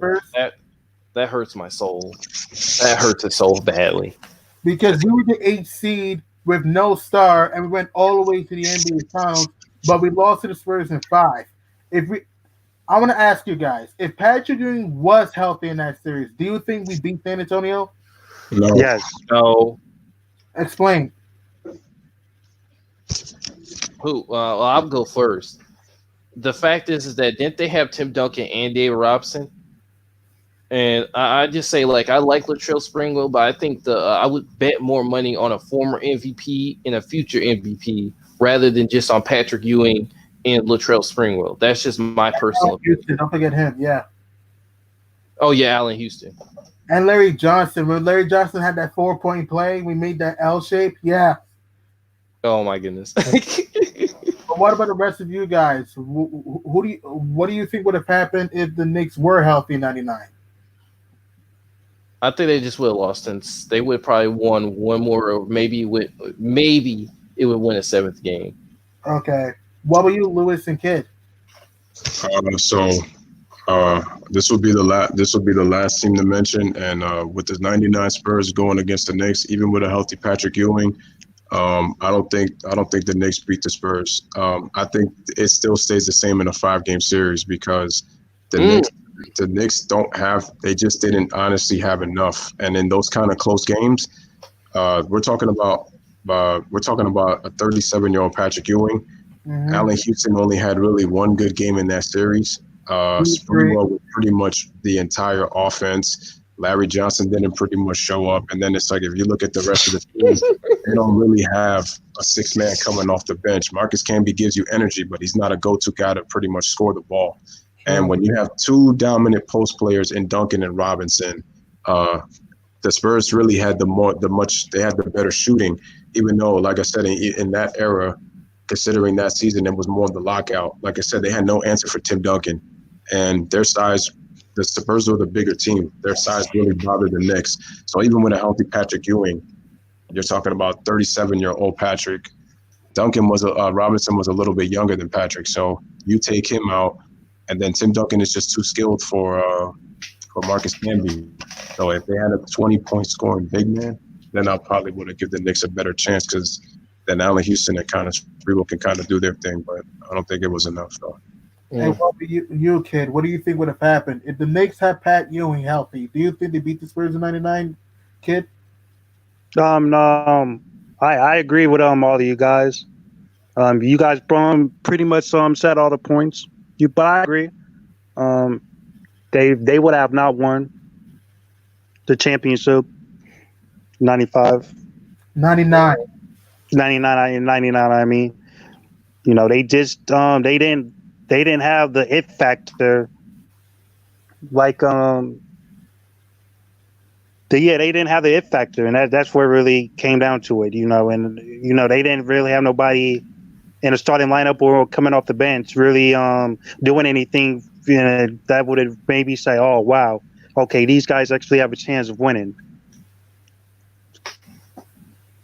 But yeah, I agree. I think the Spurs would have beat us, but I do think it would have won 6 or 7 games. I just think that the Spurs, when they had more shooting with Sean Elliott and Jaren Jackson and A.V. Johnson, when you had Tim Duncan and David Robinson opposed to Twin Towers, and also the fact, I just think that the Knicks, they kind of were like a fool's gold team in '99 because we barely made the playoffs that year.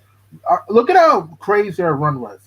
The Allen Houston game winner against the Miami Heat in the first round. Then we swept the Miami Heat should have been in the finals. Miami could have been, or even the Indiana Pacers that year. Mm-hmm. I mean, we swept the Atlanta Hawks. Sorry, bro, in the second round, and then the Indiana Pacers in 6 games. I remember the Larry Johnson 4-point play in Game 3. Like, our run was just so crazy.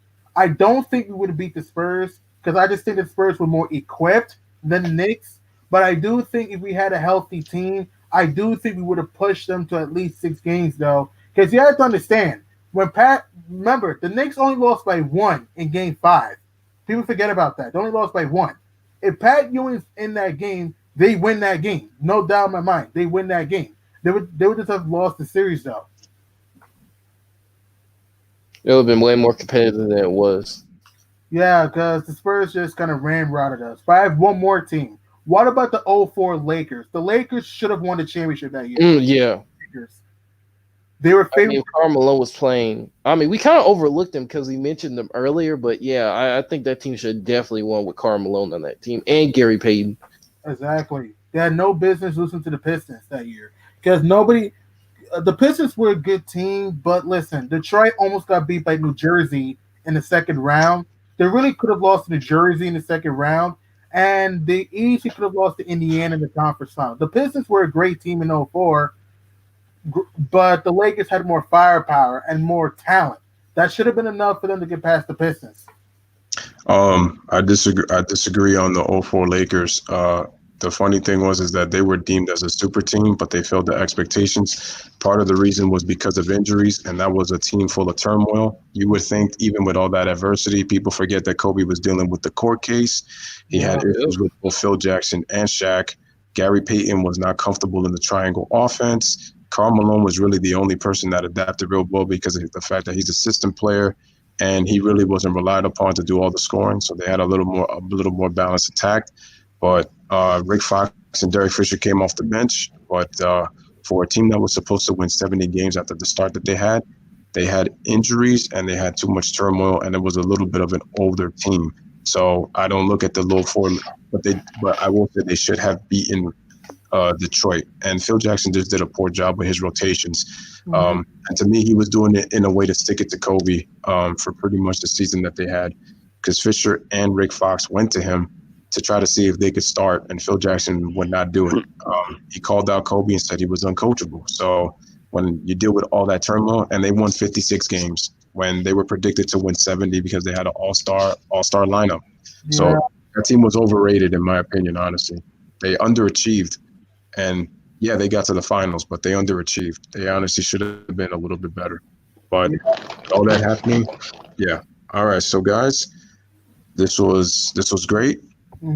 Shout out to Godzilla coming for the first time. Yo, bro, definitely. Thank you for having me on, guys. No problem. And shout out to Kid. It was good chopping it up.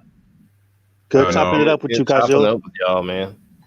So again, guys, this is the Lewis Sports Network, man. Shout out to everybody in the chat.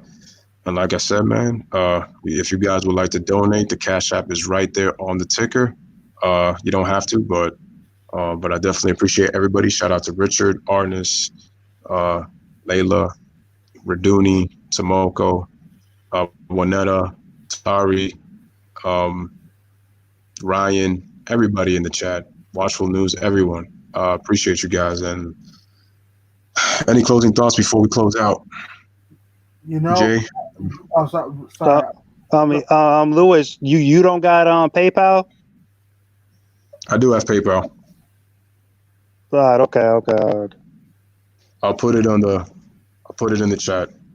We have had some great teams in the past who could have won a championship, but either because of officiating or injuries or suspensions or bad execution. That's why with history, it is what it is right now. But I'm just saying that, it was a great stream. It was great hanging with you guys. It was great hearing Godzilla for the first time. I liked you guys really know a lot about basketball. You guys make some great points, We should do this more often. We should make these type of streams more often, because I really like to express my NBA knowledge to everybody. It was a great stream, we did a great job for 3.5 hours talking about certain great teams that never got the job done. And it's like, it was just awesome. We should make a stream about playoff upsets someday in the future. We should make a stream about playoff upsets. Which one was one of the greatest upsets we ever saw? That would have been a great stream for us to do. Raduni says worst MVP who never won a championship. Or did you mean best MVP to never win a championship? Or like the worst. I got to see how you word that. Worst MVP to not. I'm gonna have to look into that one, but that could be a good one. Ryan says best all-star dunker. I could say dunk contest robberies. That to me would be interesting. Yeah, Gordon twice. Yes. Could talk about that one. Yeah. Wait, Luis. Godzilla, you got anything to say? Yeah, I'll let you go first before I say. Yeah, I got something to say. Shout out to LeBron's gloat in the chat. She's been tearing it up all night. Then another thing is that I just forgot. Kigler, you can go ahead. Good. Like always, it was a pleasure being on the stream. We didn't have, especially on my end, it was a lot. It was a lot of stuff we all ain't agree about, but we all was just respectful towards each other. Chopped it up, laughed it up, and that's what I like to see. Because I learned a lot tonight talking with a lot of you guys, you know, about it, and you learn a lot of stuff that I didn't even know, that can help me. And I can just wake up the next morning and say, oh, well, I'm glad I got to chop it up with all of them and learn about all the stuff that I did in the stream, you know, just listening to all of you guys and stuff like that, you know. And I just had a fun time. You know, we definitely got to do this more often. You know, shout out to everybody in the chat. Hit that like button, sub to my boy channel, man. You already know what it is. Bow. Wait, I just remembered. We never said from each one of us who we thought was the best team, our best teams. Like, no, none of us ever said any of that. Wow. Wait, what do you mean? As in terms of the best team to not win a championship? Yeah. Is that what you're saying? Yeah, Oh, none of us gave off our picks. All right, so give your teams right now, and I'll give mine. Who wants to go first? I mean, I'll go first. My team would have to be the 2018 Rockets. Okay. They're the best overall team. They could have beat the Super Team Warriors. They could have ruined LeBron's legacy. Like, they could have made him quit a lot sooner than the Warriors did. And LeBron would never had that series changing game one. That gives all the LeBron fans the excuses of, oh yeah, he got 50 points and this and this and that. But they're one of the best perimeter teams of all time, and nobody's gonna give him credit for that. I agree. I say the 2002 Kings, in my opinion. The 2002 Kings were to me the greatest team to not win. They had everything. They had the shooting, the defense, the depth, the great coaching, Rick Alderman. They had everything to beat the Lakers in 2002. And if they did, they would have no doubt ran-rotted the Nets in the finals. I'm just saying that because of bad execution down the stretch of games 4 and 6 and 7 and bad officiating game 6, that cost Sacramento a golden opportunity to ruin the Lakers dynasty and to put their name in NBA lore in 2002. That the Kings, to me, were the greatest team of all time. A team that didn't win a championship, I meant. Okay, Glory, go ahead. Who's your team? And we talked about this team for a while and earlier in the stream, but I'm gonna go with that Seattle team that faced Jordan and the Bulls. That's a good pick. You know, they the team that sat on my mind the whole time in the stream. You know, and they did everything right. They had the team to do it. That was my number two. But they just lacked that one thing that the Bulls had.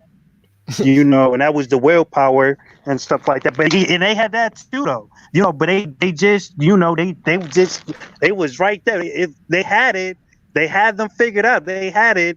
Mm-hmm. When you hold Jordan to 41% in the finals, you doing something right. Mm-hmm. You know, and so you know that's.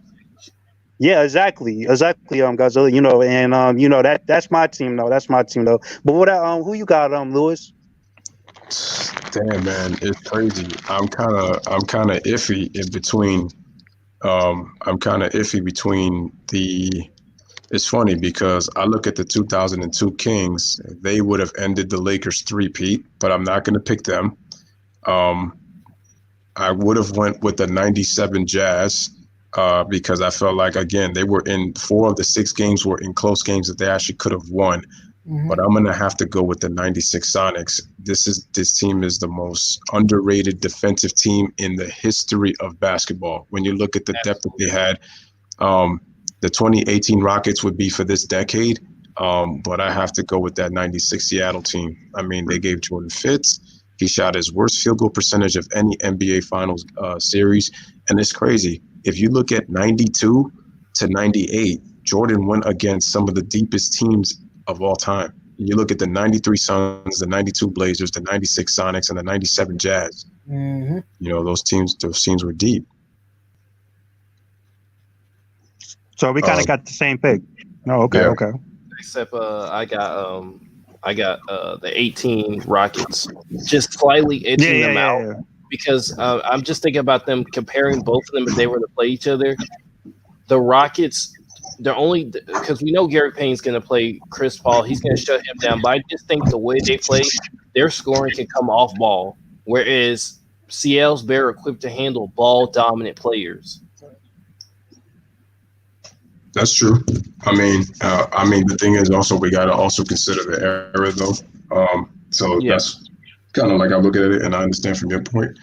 No, the '96 Sonics were definitely not plumbers. And quite honestly, like I said, the '92 Blazers are great. They're deep. 6 guys double figures. You got the '93 Suns, 6 guys in double figures. Seattle, I believe, had 4 to 5 guys to score in double figures. And like I said, and we mentioned this in yesterday's chat, guys, before we close out. You look at the amount of Hall of Famers. When you look at the dynasties, when you look at the Bulls, the only real Hall of Famers you have are Rodman, Pippen, and Jordan, whereas Pippen and Jordan were there for all 6 rings, whereas Rodman was there for 3 of them. And this was not Rodman in his prime.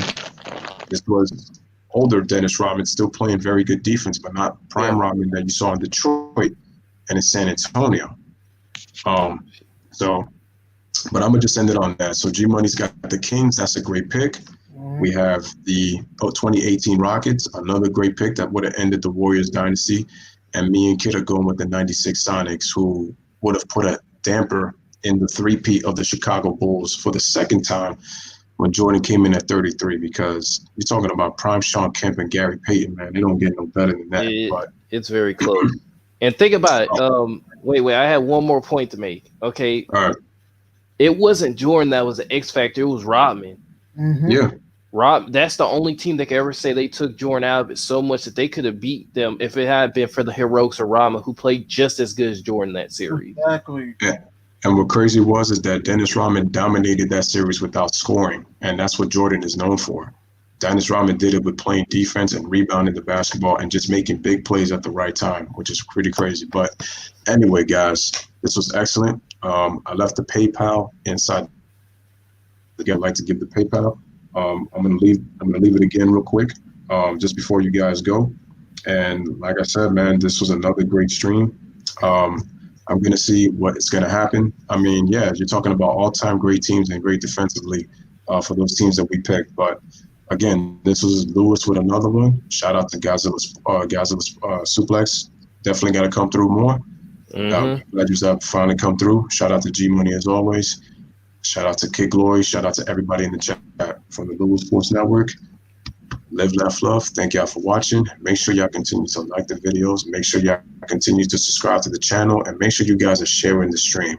Have a wonderful night, everybody, and I will see you on the next one, man. Deuces. You too. See you later. See you later.